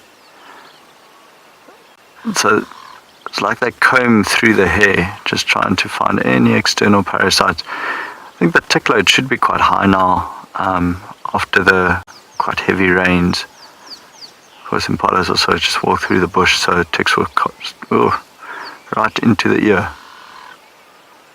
Didn't like that too much either. I wanted to go up between the horns again. Actually looked rather cool.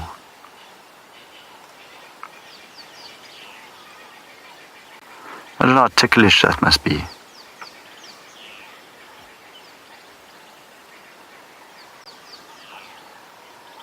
That is a red-billed oxpecker. You can see there's no yellow at the base of the bill. So you don't really find yellow-billed oxpeckers on smaller animals such as impala or warthogs. They'd rather go for the larger animals, buffalo, rhino, giraffe.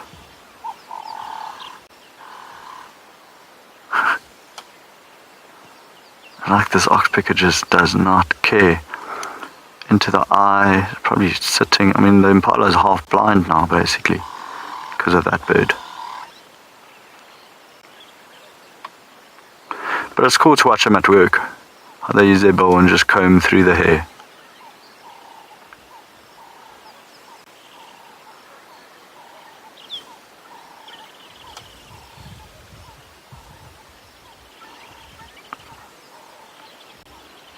Can hear a black cuckoo off to our right. David, I actually don't know. I'm not sure what the record for an impala horn is. This guy, he's got a fair or decent length horn. This is usually the average that you see around here, but yeah, a good question. I've never seen a record length horn anywhere that I've read about impala.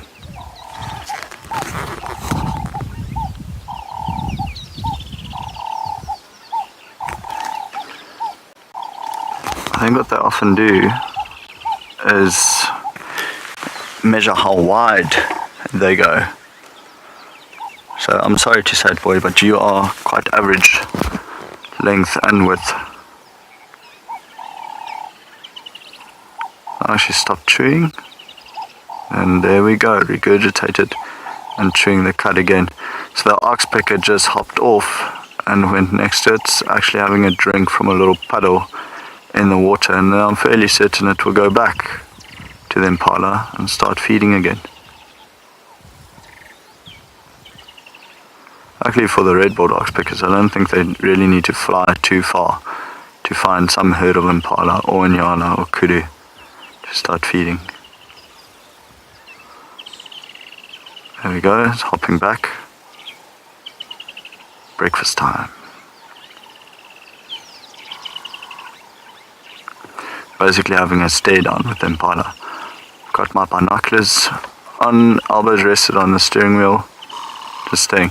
He's actually quite a distance away from us.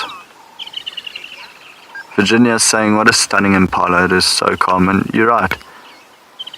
It truly just looks at peace where it is. On the side of the road, not a bad spot though. I'd be a bit nervous what could creep out of the road on the impala's left hand side, so our right hand side. That good spot. If it's tired of chewing, it could go to the same puddle that the oxpecker drank from, or move a little bit towards us, and there's still a lot of water on the road.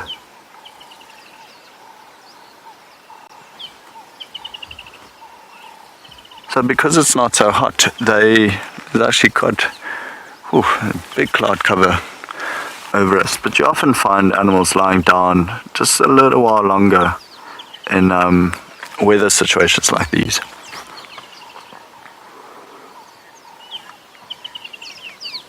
You almost feel a little bit sorry for the impala with the oxpecker just going all around the eyes, the ears, everywhere. I know it's doing it a favor, but you know how we get irritated with a fly just landing on you, walking through, say, the hairs on your arms, and it's so ticklish. Now imagine having a bird do that.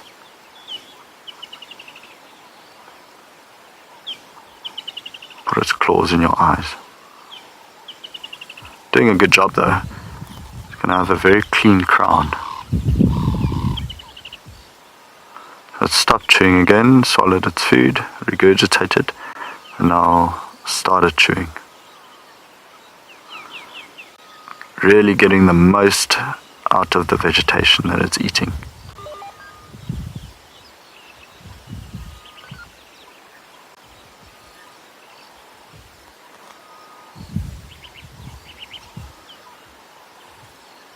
So fairly large ears with the black tips on the ends.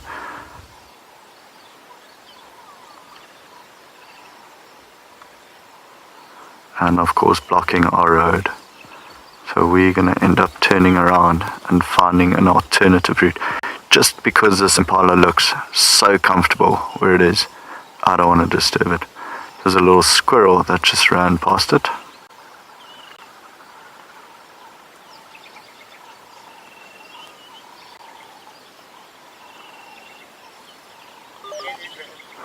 He's in good shape though.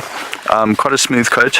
You can see the belly almost bulging off a little bit to its right, but looking very, very good, very healthy.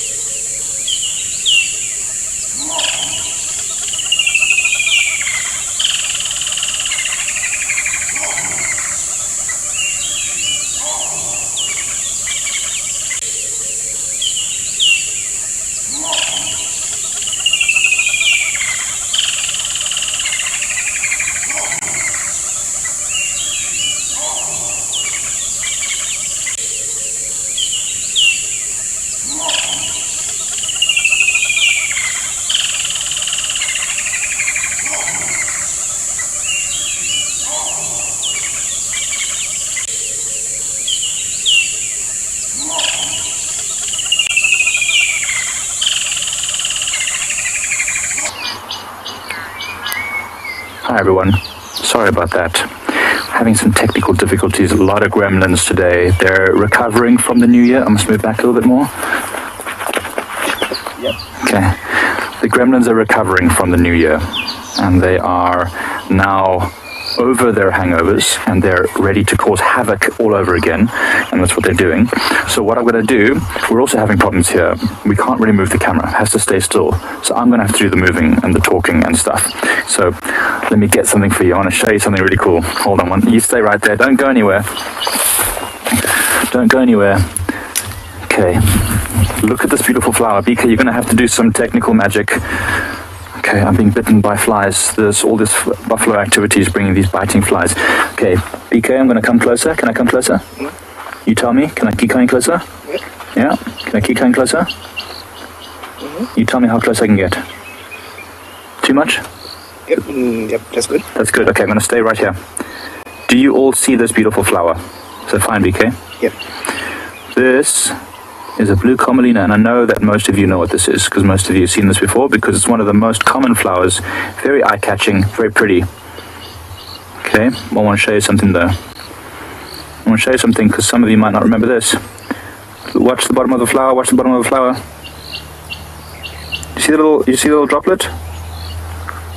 See the little droplets of water? See that? Beautiful fresh water. Can use it as eye drops. Can just simply drink it. Hold on, watch this. Watch this. Delicious. It tastes a little bit like, well, actually it has no taste at all. It tastes like water. It's amazing. Okay, so that little pouch underneath there, as you can see, covered in, I'm going to stand still again, covered in furriness. And that keeps the water there for much longer. It rained yesterday in the morning and it's still filled with water today. And every day, when there's a little bit of dew or condensation, it will drip down this flower's petals and into this little pouch, where it will then create a little bundle of goodness for us.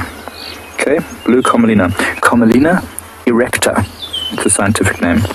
Okay, I'm going to move back slowly, BK. I'm going to do the thing. Okay, fade out to black.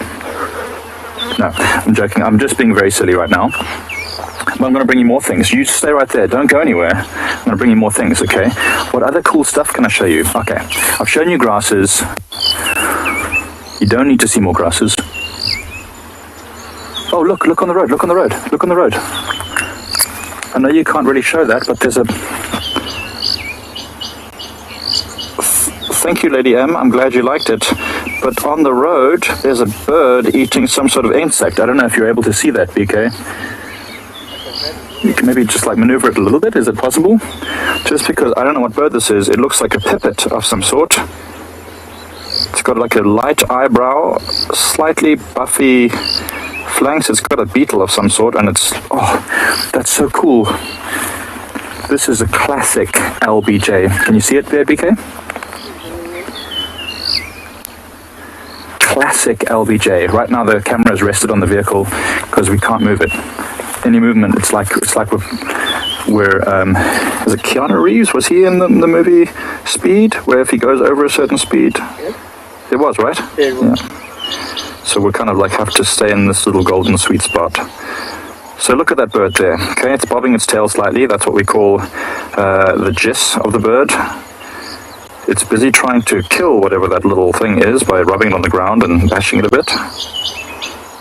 It's got pink legs, light eyebrow, oh, streaky on the front. Got a bit of streaking on the front there, you see that? And I believe it's a pipit. Let me consult my trusty bird app. That will help us. Okay. Pipit. Oh, you're leaving us before we even identify this bird. Why would you do this to me? But I understand. You guys don't want to see birds? That's cool. We're going to be holding off speaking while we identify this bird.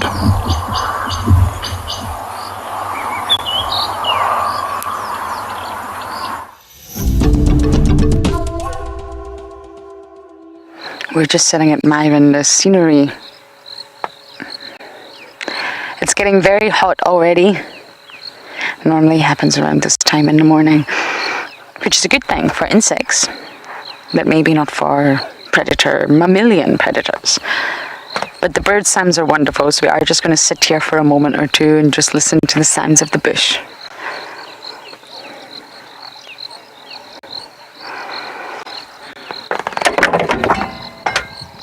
Okay, that was not quite the sound of a bush, that was my mic pack, but there we go. Let's try again.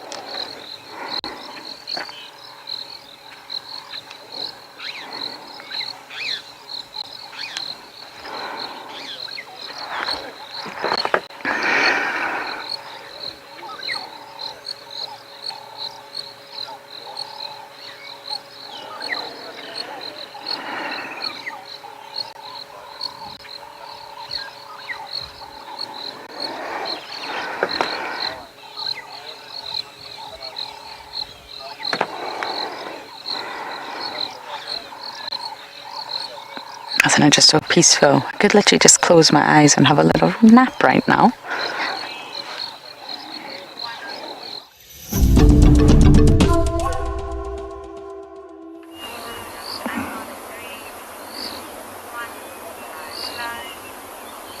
Yeah, guys, I still don't know what bird this is. Plain back, pale eyebrow, pinkish kind of legs, a little bit of streaking on the breast, slightly buffy tinged under the wings. Gosh, they call me a birder. I'm trying desperately here, everyone. Trying absolutely desperately to find this. I thought it was a tree pipit, but the tree pipit's very pink legs, and the streaking on the breast is much bolder. Bushveld pipit doesn't have the white eyebrow, so I don't think it's a bushveld pipit either. It might not even be a pipit. Maybe it's not a pipit. Could it be a plain backed pipit? It could be a plain backed pipit, maybe? I mean, that thing does it even occur here? Gosh. You're getting like a little insight into me as a guide. I literally half the time don't really know what's going on, and the bird's gone now, and I didn't take a photo, so I'll leave it up to you guests and viewers. You'll have to do the work for me, and then I'll claim the glory once I put it on our Pride Lands WhatsApp group to say, guys, I found a golden American plover, or something crazy like that. Definitely a red phalarope. Okay, anyways, I'm going to move forward and move away from the bird. It's gone now. We'll put it out of our minds, out of sight, out of mind. Pipit of some sort, perhaps a lark. But I wasn't able to find it. But if you guys manage to get some screenshots and can do some work for me, I can still see it though. Why do you torment me like this? Peter, you say rock pipit? Didn't even that. I mean, yes, Peter, I agree with you in that I have no idea. African rock pipit. Oh yeah, it's got like a little weirdly, yeah. Peter, I totally agree. And that's actually what was my first thought. But I just want to make it too easy for you guys. Keep it a mystery. African rock pipit? Yeah, it looks about right. It's got a plain back. It's got a light eyebrow, pinkish legs. Peter, you're so good at this. Oh, this pipit is doing amazingly. It's caught itself a caterpillar now. Don't know if you can see that in the picture, but anyway. Nice. Nice. Good work. Peter, you're my new favorite viewer. Keep doing what you're doing. Keep being the best. Okay, I don't know if you can see the pipit anymore from where you are. Yeah, I know it's a bit far. Okay, well, what was I saying? I was going to find you more things. Okay, let me go and dig around in the bush. I'm just going to sort of keep up a soft commentary. I found a thing. I found another thing. This looks like wild foxglove. Let me bring it over to you. There's plenty of it, so please don't be alarmed that I'm bringing you a flower. There are no shortages of wild foxgloves. Okay, you tell me when I'm fine, BK. I don't even know if we're still... Must have come closer. Okay, cool. How's that? Hey? Can you all see this beautiful pinky mauve flower with a very pale colored lip and some dark purple streaks on there? That is the landing pad. You know what's amazing about this is that it reflects all sorts of different wavelengths of light, and bees and other insects see in different ways than we do. They see ultraviolet spectrum, so this is super attractive to them. And so from a long distance they can see this, and that attracts the bees to land on that particular patch, and they climb up into this tube and find the lovely nectar that they're after. And in doing so, they also dust themselves with pollen from this particular flower. Then when they fly to the next wild foxglove, they dust themselves there with a bit of the pollen. It's very clever. This is still early days yet. Certainly one of the flowers is open on this particular plant, but eventually it'll be a very long, tall, single-stemmed little shrub that has plenty of flowers on it. Wild foxglove. Let me actually have a little ganders inside there. What does it look like inside? Oh, it's so cool. You can actually see, if I put it this way, I don't know can you see right up in there, DK? Must it come down a bit? Yeah. Come down. Is that good? A bit more? Let me zoom in and tell you. DK's just going to zoom in and see the little stamen at the top there, which is what the bees will have to squeeze past when they're trying to get to the nectar. And that, you can see it? Yeah. And that is the reproductive part, the male reproductive part, I believe. At the base there somewhere there will be a style and an ovary. I actually don't know if these plants have male and female flowers separately. That's cool though. Okay, enough about wild foxglove. Let me put this one away.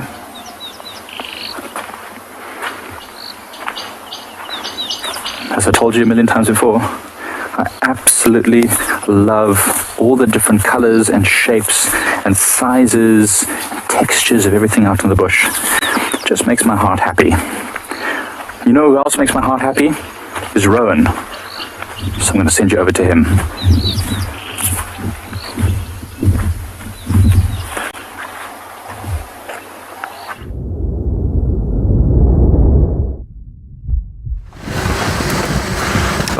Mikey, thanks man. Sorry I haven't seen you in such a long time.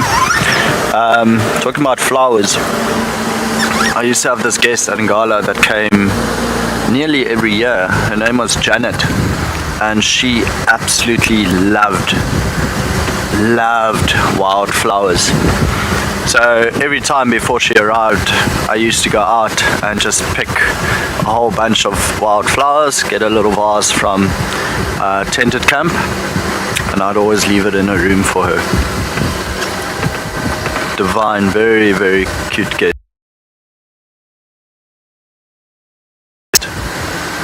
Also, it's always nice to know when these people appreciate something other than, chasing big five. Just quickly checking a pan system here, but it doesn't seem like there's anything. Yeah, so she was very, very into her flowers. Edwin and Janet. There's the pan. Most likely there's going to be a foam nest frog. Probably in the buffalo thorn here, just above the pan. I'll try look back, see if you can't see it from this side. Clever spot to have your nest. just so the little tadpoles can drop right into the pan.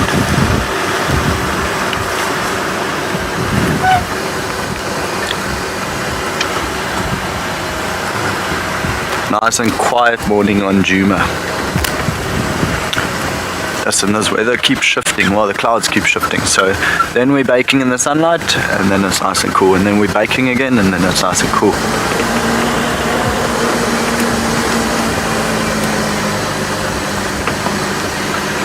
Emacs, my favorite dam would have to be Chitwa Dam. It's the largest one we've been to, but it's also just the variety of everything there. The bird life, the hippos, there are always hippos there. So I haven't met the 2 crocodiles yet. I'm sure I will during my stint here, but yeah, I would say that for now is my favorite. We just went past Treehouse Dam and seems Dewey is on a walkabout. He's not in his usual spot. So no idea what he's doing. Maybe he's visiting some girlfriends, you know. Out and about. It is a Friday, by the way, so getting ready for the weekend.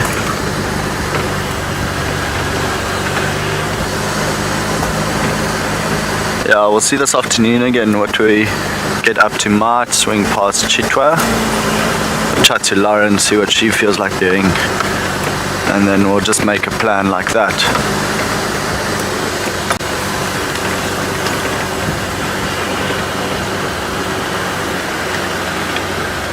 The num-nums have their fruits out. Oh, do you like those? Yeah. Have you ever had a tea from the bushwallows? No. So, this is what I'm talking about. The bushwallow combretum. Actually a red bushwallow. But, so anyway, what they do is you can make a tea from this. Oh, do you feel that? Just quickly for my hand, sorry. So apparently, what you'll do is you actually strip off the leaves. This one's a bit fresh, so a little bit tough to strip off. And then you just place this in boiling water. But what you must be careful of is you actually don't want the seed in your tea, because apparently it just causes prolonged hiccups, and no one likes hiccups. Can't imagine, it tastes very nice. Rather stick to rooibos when you come to South Africa, or in my opinion. But if you have nothing else and you feel like a little bit of a flavored drink, there's an idea for you. Called a Combretum apiculatum. Just want to have a quick look.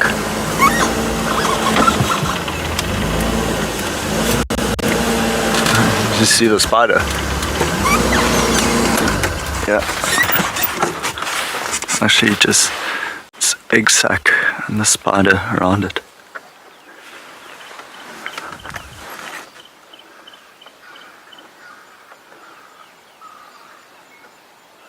What a cool little nest.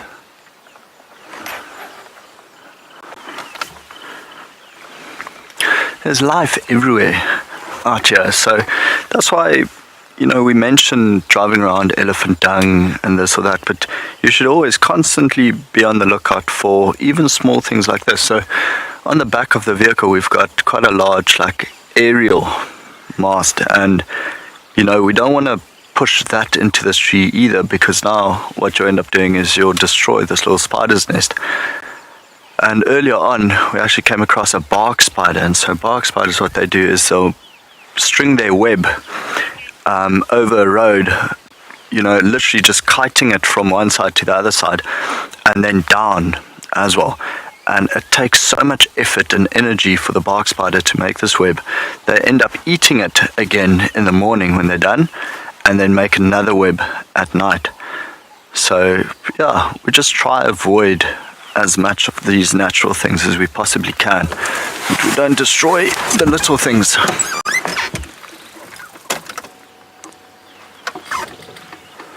Leave the little spider.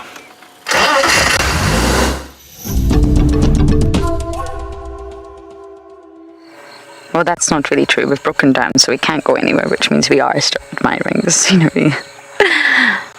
But it's beautiful. It's a nice part of the reserve as well. It's right in the middle of the eastern strip.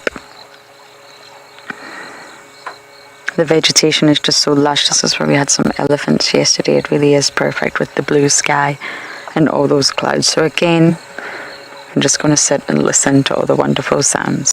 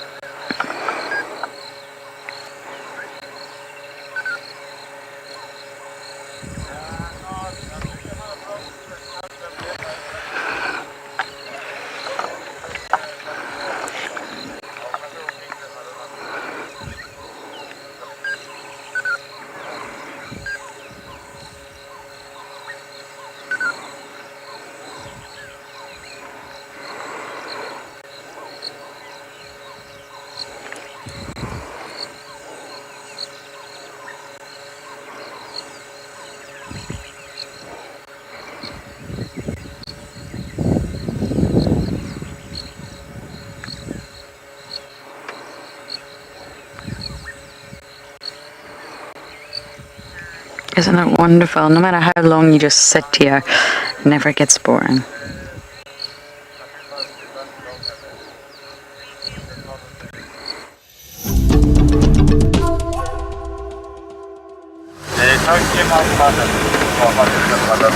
We tried to frame up a young impala male now, and so I get a countdown going 3, 2, 1, live, and as we reach 1, the impala just bounces off.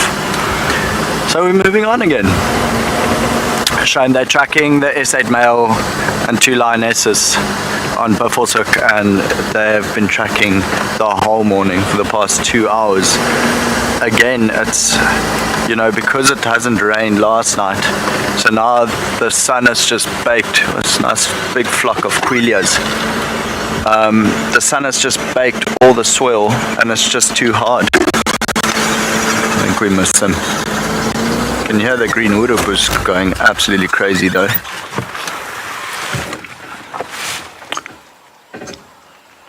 You'll hear one bird starts it, and then all of them just join in. There we go, all of them are coming out.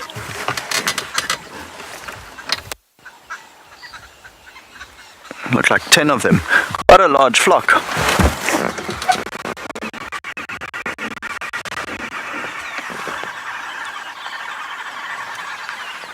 And then that's the sound they make, known as Bafazi.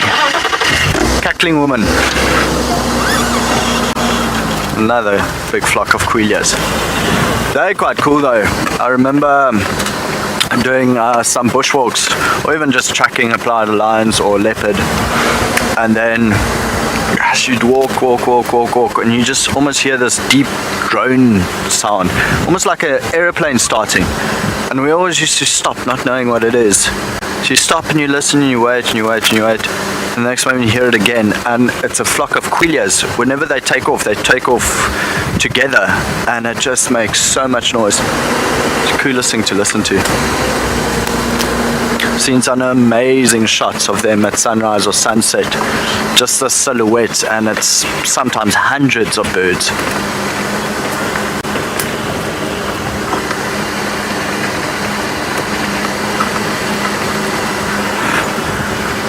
Oh, well, I don't think so.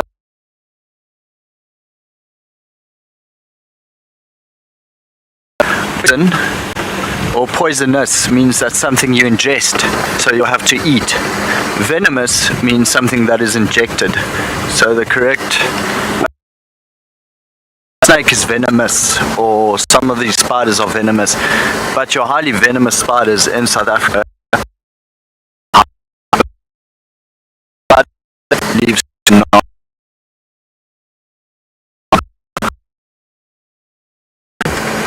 And I kept trying to pop it, and it just got bigger and bigger and bigger. And so luckily, I dropped my pants a little bit, and I asked, "What is this?" And she said, "Oh no, you got bitten by a spider. You really need to go see a doctor."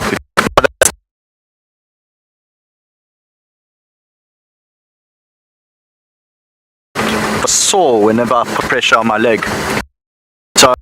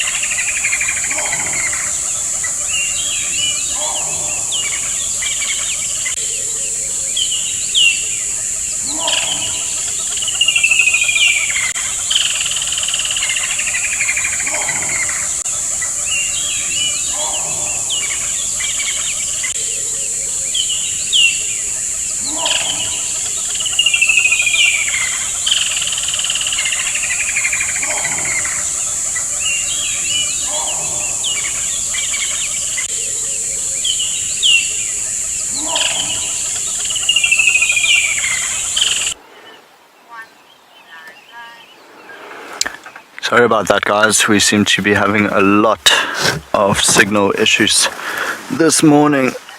So we've actually just parked off because there's a bit of signal. So anyway, I was telling you about my spider bite. And the doctor, here's Dr. Llewellyn, she cut the bite open and just squeezed out a bit of what was inside, the toxins. And then she said, don't look. And she put a syringe into where the bite was after she cut it open. And of course, yeah, I mean, anyone tells you not to look, you look.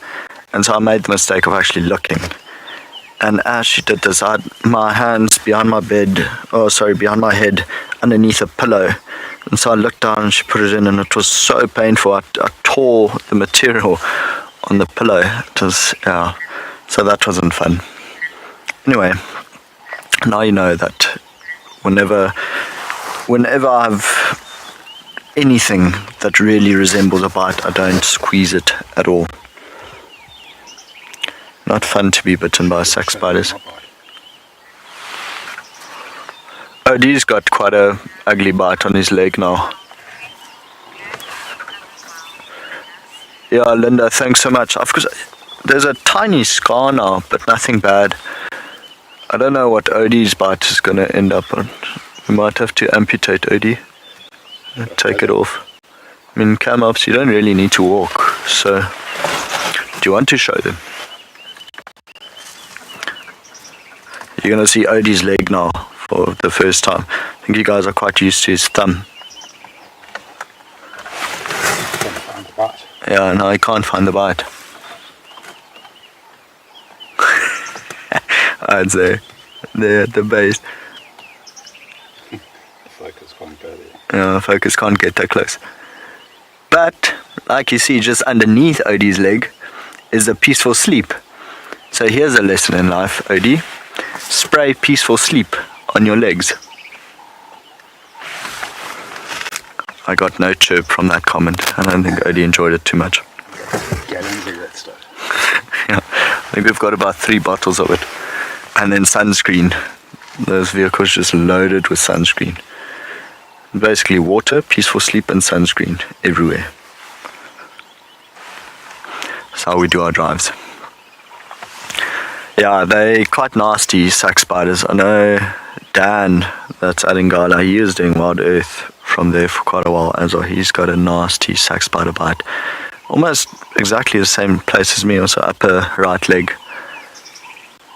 Not as bad as a violin spider though. I think they a little bit worse. It eats away at the flesh around the bite wound, so I've seen quite horrible scars of those. But then we start going into snakes, and I've got a friend that got bitten by a stiletto snake. I actually made the mistake of thinking it was a blind snake and picked it up and got bitten, and oh, his arm just looks terrible. Also ate away at the flesh.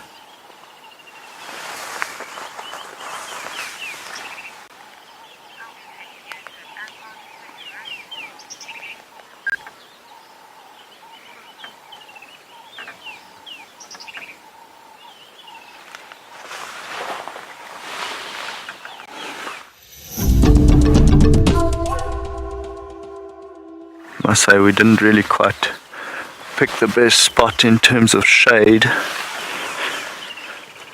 but it's quite nice to just sit and chill for a little while. It's been a very quiet morning everywhere. I was listening to the Chitwa radio a little bit earlier as an update, and then of course the radio around here in Buffelshoek still tracking lions, which is odd. You'd think after yesterday, after the bit of rain, you'd have more things moving and cruising around, but you never know. This could all change during the course of the day. Maybe this afternoon is a busy one, hopefully.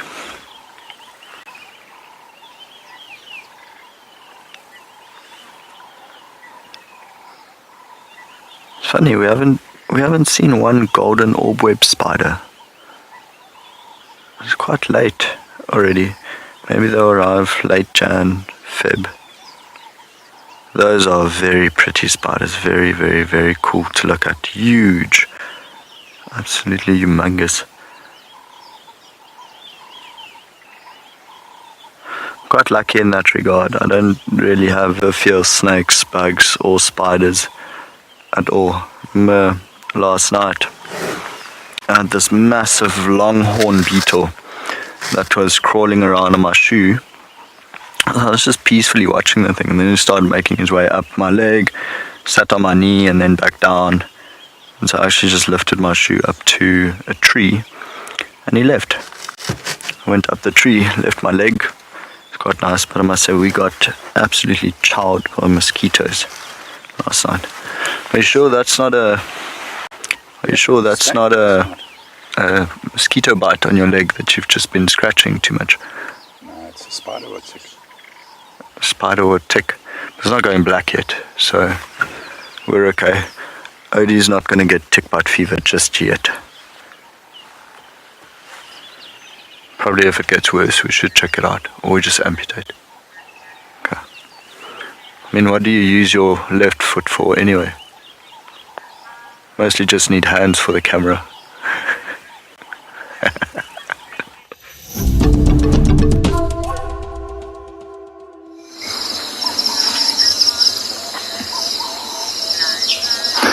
Back at Ndlovu Dam, and there's an Ndlovu at the dam. Nice big elephant. Young bull. It's pretty big in stature though, if not in age. His tusks are quite small and he hasn't got the wideness of his head yet. That signifies great age, but still formidable young gentleman. Busy enjoying a bit of mud bathing. I don't know why I turned Australian there for a second. A bit of mud bathing. Yeah, mate. Enjoy it. Mud is so important to these animals for so many reasons. I mean, it's keeping them cool, protecting them from the sun as well as from biting insects.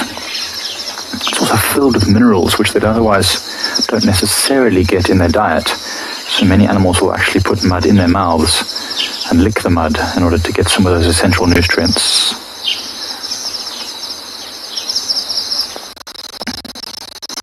Going to be a hot day. It started off nice and cool. I actually almost put a fleece on, but I think as the sun burns off these clouds, it's going to become piping hot, and so this elephant will be very happy that it had a bit of a mud wallow early, a drink. It's just heading over towards some impala now, and I wonder if it's going to chase those impala or if the impala will move off.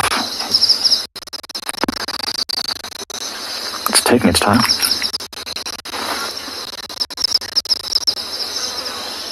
Dove, I think they can live for a very long time. Depends on the area, but anywhere between 50 to 65 years old, depending where widelands they go through pretty severe dry season where they have to eat horrible stuff. So then that shortens lifespan a little bit. So maybe in this area, say 55, 60 years old, it's probably about as old as they're really getting. But if I was in a delta, the delta, I would just be eating that soft, luscious green delta grass. Maybe could live up to 65 years old. This elephant's probably in its mid-20s, to be honest, not particularly old. I used to not be able to judge. I still probably can't tell elephants' ages severely, but anyway, Rowan is probably me.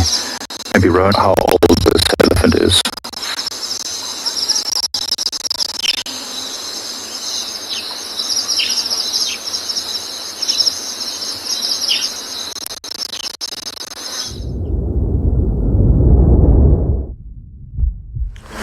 Welcome back. We are he left now. We were chasing, not really chasing, but we were just driving slowly behind an emerald spotted wood dove that would go up and then land in the road again, and doing the same thing over and over and over again. So that was a bit of entertainment for the last 3 minutes. So Lauren is with Wendy, who's just given up, and they went back to camp to try fix Wendy, and then hopefully she could be out before end of drive, otherwise this afternoon, depending on how Wendy feels. about it. Luckily, old Rust Bucket is doing just fine. I probably need to fill him up again, because now the needle goes between just less than a quarter to a half. So it literally does this the whole time. So I'd rather put some petrol in him a little bit later when we get back to camp. Make sure he's good and ready for this afternoon.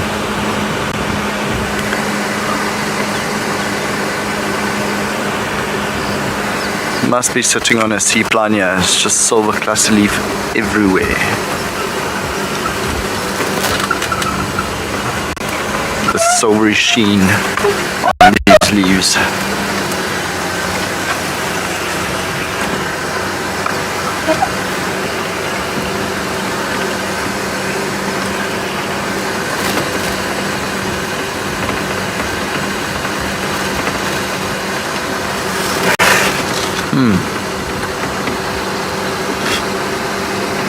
Fred, I got your question. Do I know of any bird that's the same color from birth to adulthood? And I'm actually thinking about it.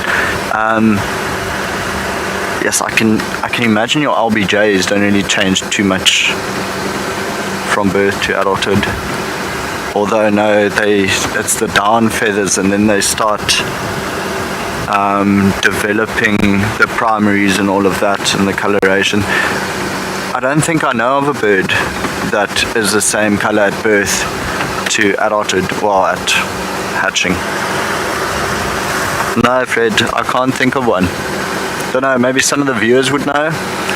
Can anyone think of a bird that would be the same color straight from hatching the egg all the way to adulthood?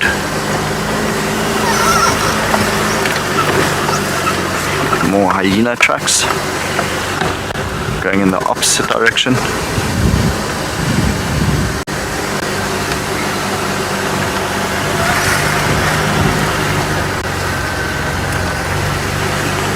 Oh, that's a very pretty Balanites tree.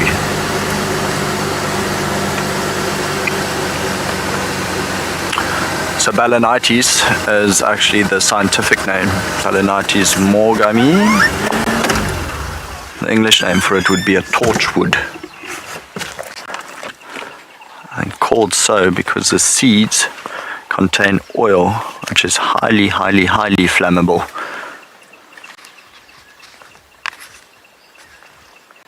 But very, very, very cool tree. Actually, a lot of them around Djuma. Have you ever seen a leopard up this tree, Odie? I haven't. Oh, there's the first one. So the fruit of the torchwood is actually edible. Not really a favorite, not amongst humans. At least it, the flesh is quite like sticky and bitter. Not very nice. I know the fruit, it also, you get quite a few farmers that used to plant these trees, the torchwood, around dams, because it has like a poisoning effect on some of the aquatic animals, especially water snails that harbor Belagia. So if you wanted to clear your dam of any water snail containing Belagia or harboring Belagia, they used to do that. Fun fact for the day. Hopefully Marcel approves of that one. Shame poor Marcello's had to go fetch Lauren, but I don't think she was too far from camp. It's good for Marcel to get out every now and then anyway.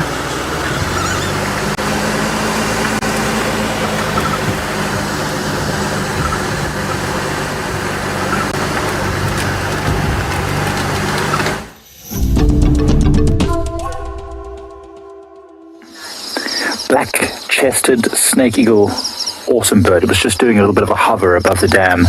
Seems to be moving off now, and there are a few other birds. Oh no, it's hovering again. Oh, nice.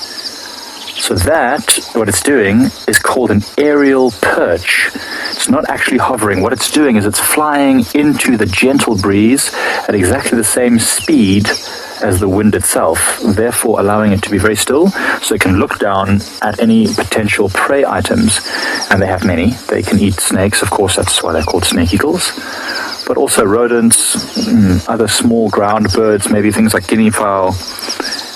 That's really awesome. There's a few other birds also flying across, probably vultures, although, my goodness, the sky is so bright, I think I've just burnt my retinas off. Just going to have to give a moment to let my eyes adjust.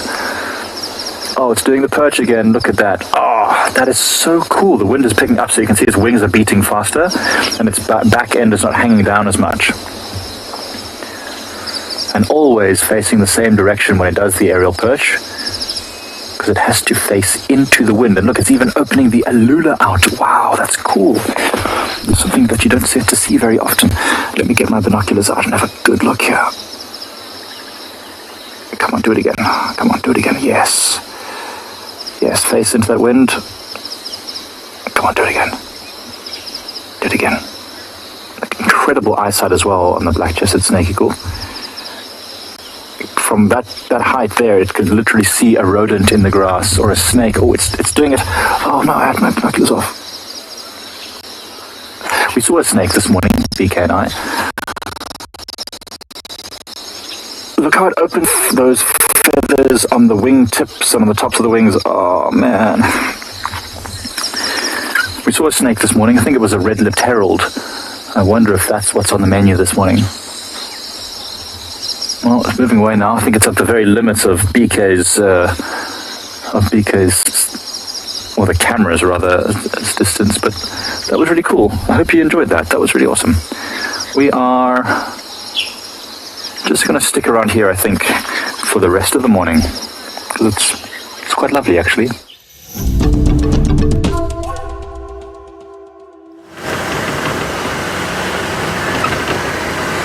Okay, so we got a few answers for the bird questions. Apparently macaws are the same color from hatching to adulthood, and then Suzanne says a blue jay is also the same color.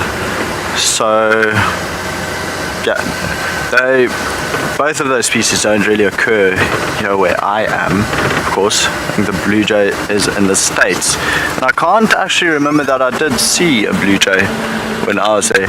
I did, however, see a roadrunner, and I remember growing up, that was actually one of my favorite cartoons, was the roadrunner. Used to run away from a coyote, if anyone else remembers that. But very cool trip. Must say, I loved the US. I was there for nearly 3 months, traveled over for about 2.5 to nearly 3 months. Ended up driving 5,500 miles across the state, because I flew into, where did I land? Landed in Washington, then flew to Texas. Spent about a week in Texas, went from Texas to Colorado. I'm snowboarding. It was dismal. The first day I spent so much time on my bum, but fun. Oh, and the next day I could barely walk. It was just all different sorts of muscles trying to stand up on a snowboard, especially when it's that slippery. And then, yeah, from Colorado, went to New Orleans. That was a whole lot of fun. Went the week after Mardi Gras. Saw the necklaces and everything. And saw the party vibe was around. Very, very, very cool. Got some beignets. Lovely. So anyone who's never been to New Orleans, the food there is just delicious. It's called a jambalaya. So good. Then from New Orleans, I went to back to Texas. So actually, I bought a car in New Orleans and had to drive straight through Texas on my way to San Diego. Then did the Highway 1 all along the coast. Stopped at Big Sur. That's a beautiful spot. And then ended up in San Francisco. Stayed in San Francisco for a couple of days.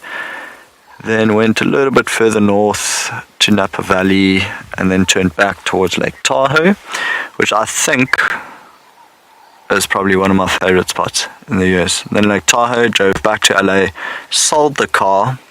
So I ended up spending less money buying and selling a car than I would have if I rented a car. Thing is, I didn't do it on purpose. I couldn't rent a car because I didn't have a credit card, so I had to buy a car, and ended up calling him Jim Bob. So old Jim Bob took me across quite a fair amount of the state. Sold him in LA, flew to New York, spent about a week there, and then came back to South Africa. But the nice thing was, I mean, by that stage I was already a ranger for 3.5 years, and you make so many friends in this job, clients, guests, and we just know, you take them through life-changing experiences, so you keep in touch as much as you can. And so when I went over to the States, majority of the time I actually stayed at their houses, and they got to drive me around. But to be honest, I did sleep in Jim Bob quite a few nights as well, because it did set me back, but to buy a car rather than renting a car. The good news is, though, the money that I got back from selling old Jim Bob bought me a camera. So Jim Bob was a Toyota Corolla. And the back seat looked terrific. It almost looked like something gave birth in there. To be honest, it almost smelled like something gave birth in old Jim Bob. Hyena gave birth in Jim. It wasn't that bad. And then the front passenger door used to open it, but it was so indented it actually sounded like a gunshot going off every time I opened the door. So yeah, all of this counted against me when I sold him. But like I said, it cost me less money buying and selling a car than it would have if I rented one. I don't know if it was worth the stress though, because I had to go to DMV and that's literally where souls just go to die. I mean, DMV was horrible. I think I spent an entire day there. I had to do a smog test, which luckily old Jim Bob passed, but yeah, good days. Every now and then when I go through a city, kind of like, when a smell just hits your nose and it puts you back, like it reminds you of, and then I get a reminder of Jim Bob. Yeah, travelled quite a fair amount of the States. Did you go to the Tropical Hall at the top of Bourbon Street? No. Hand grenade, hurricane, what else are there? Drinks. I had a hand grenade. We're talking about drinks in New Orleans. After that, I can't remember much. But the food was really spectacular. And I guess it's called Tex-Mex, but I love Mexican food. Okay, should we carry on? Next shady spot. We're actually heading towards quarantine now.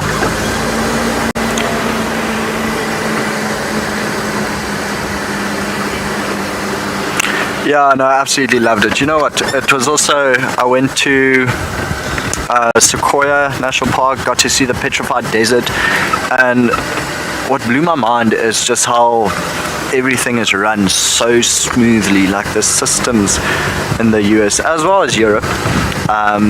It's just everything works. You're comfortable on a train, you don't feel unsafe. It was lovely, absolutely lovely. And of course, thanks to all the guests for hosting me, taking me to special restaurants. But I must say, beer was so expensive. I mean, you come from a country where back in 2016, I think we used to pay like 15 rand, 20 rand for draft, which is 500 mils of beer. Go to the US and you order a draft, and it was $5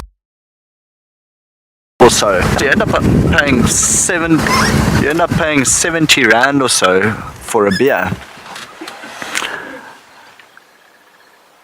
which you really then just have to appreciate. Not expensive as Doha though. Doha was a whole nother level of expensive when it came to beer. Yeah, big boy, we were there, but they're out. Okay, corporate things. Yeah. Quickly, see, no one's given any update on animals. Oh, turns out Bernie Lulu has the same taste in food as I do. Very good to hear. Yeah, I think one of my the first time I ate a burrito, oh, it was magical. Absolutely magical. Really so nice. Okay, I think, sorry, we actually just stopped because signal keeps dipping up and down. So we're going to try to go forward again. Bernie Lulu, if you haven't gone there yet, try go to India one day. The food there is also just mind-blowing. So I'm not vegetarian, but when I was there, I think we had,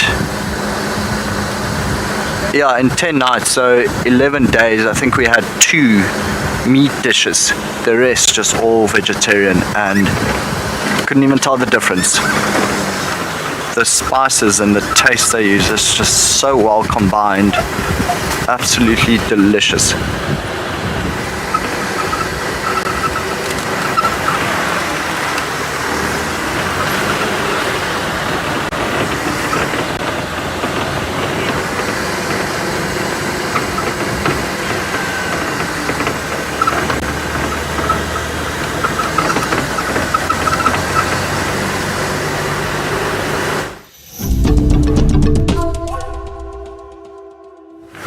We're actually on our way back to camp slowly.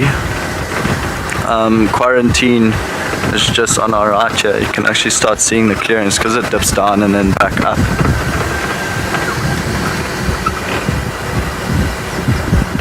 And it seems Wendy is still out of order. We've walked up Bunga Road. Seem to have scared it off. I'm just appreciating the shady spot for a little while and then we'll carry on.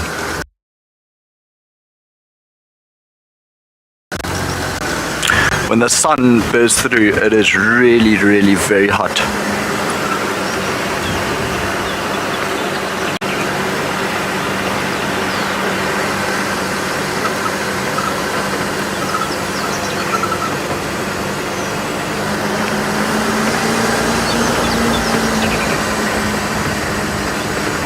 Lots of butterflies out and about.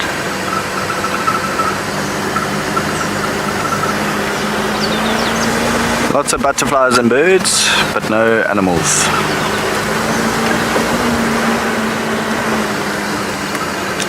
Okay, we should be getting to Vuyatela access now, which is actually the main road. So the Gowrie Gate for Sabi Sands is pretty much there.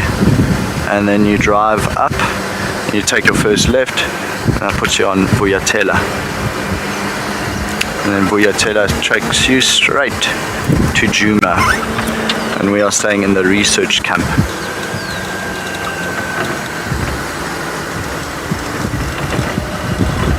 Oh no, it's actually very close to the gate. And apparently, I think someone was saying this gate opens at 4 o'clock in the morning already, so quite a bit earlier than the Kruger National Park gate. But yeah, it works quite differently. You have to have your name on a list to get into the gate. There's quite a bit of admin that goes into it.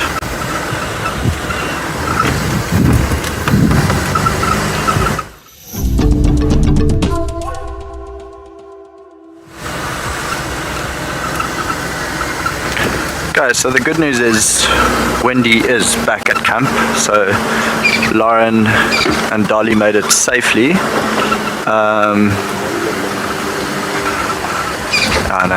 Lolly and Dolly. But sad news is Wendy's not working yet. So hopefully she can be fixed before this afternoon's game drive. I really hope so. Shame, we were actually sitting last night, Odie, myself and Michelle at camp, and we were just chatting a little bit about traveling because Michelle just did a trip to Antarctica, and it sounded absolutely amazing. So sadly you didn't get to see the emperor penguin colonies, which by the way, I mean, oof, that sounds like a tough life. I mean, they track inland for about 100 kilometers. Now imagine walking 100 kilometers like a penguin. Imagine how long that must take. And then the female will lay the egg, the male goes back to feed, so he walks back to the coast, feeds, and then comes back, meets up with the female, and he incubates the egg while the female goes back to egg to feed. So this could be 65 to 75 days. I mean, that's about 4 months of fasting, not eating at all. That this emperor penguin just has to sit with the egg on his feet and wait for it to hatch. This is very, very, very tough. That's a baby dwarf mongoose. Hello. Trying to keep my foot on the brake so we don't roll forward. And I thought, let's not roll forward so we don't give it a fright. And then it just ran off the road anyway. But there's quite a few of them running around side to side. They're just looking for food. Insects, scorpions, small eggs. Oh, there's one right in front of us.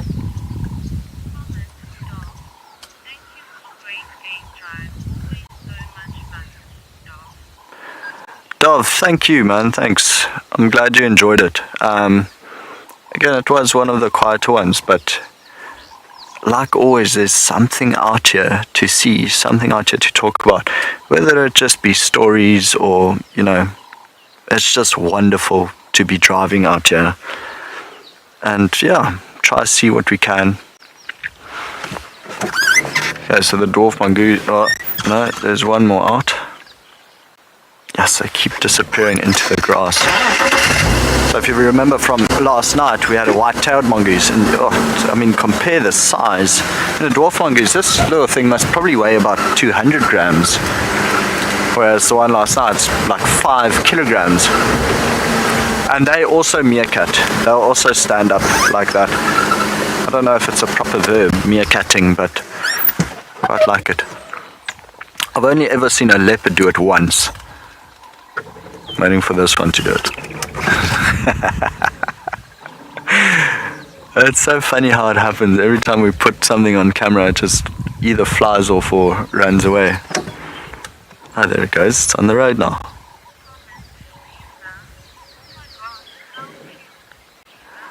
Hey Lisa, aren't they just? Absolutely amazing. I think if you, Odie, just a little bit to the right of that, there's a dung beetle. Tiny, tiny dung beetle with a tiny ball of dung rolling it. And it actually does look, so I'm looking through my binoculars, it looks like the female is attached to it. Of course, he's rolling with his hind legs.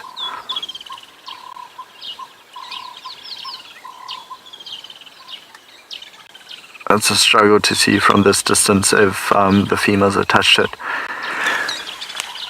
So it's quite a tough job for a male dung beetle, because a female could lay up to 60 eggs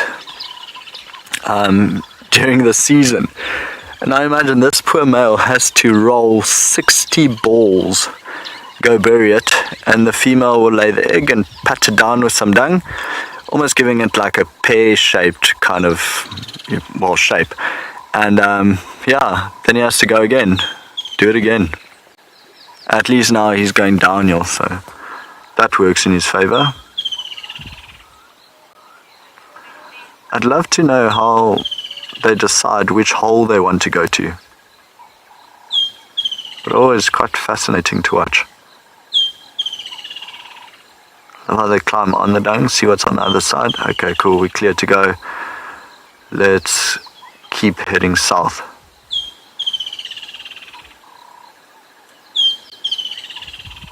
Think about 70% of dung beetles actually prefer herbivore dung, or herbivore omnivore to predatory scat. Well, that would be the end of our show.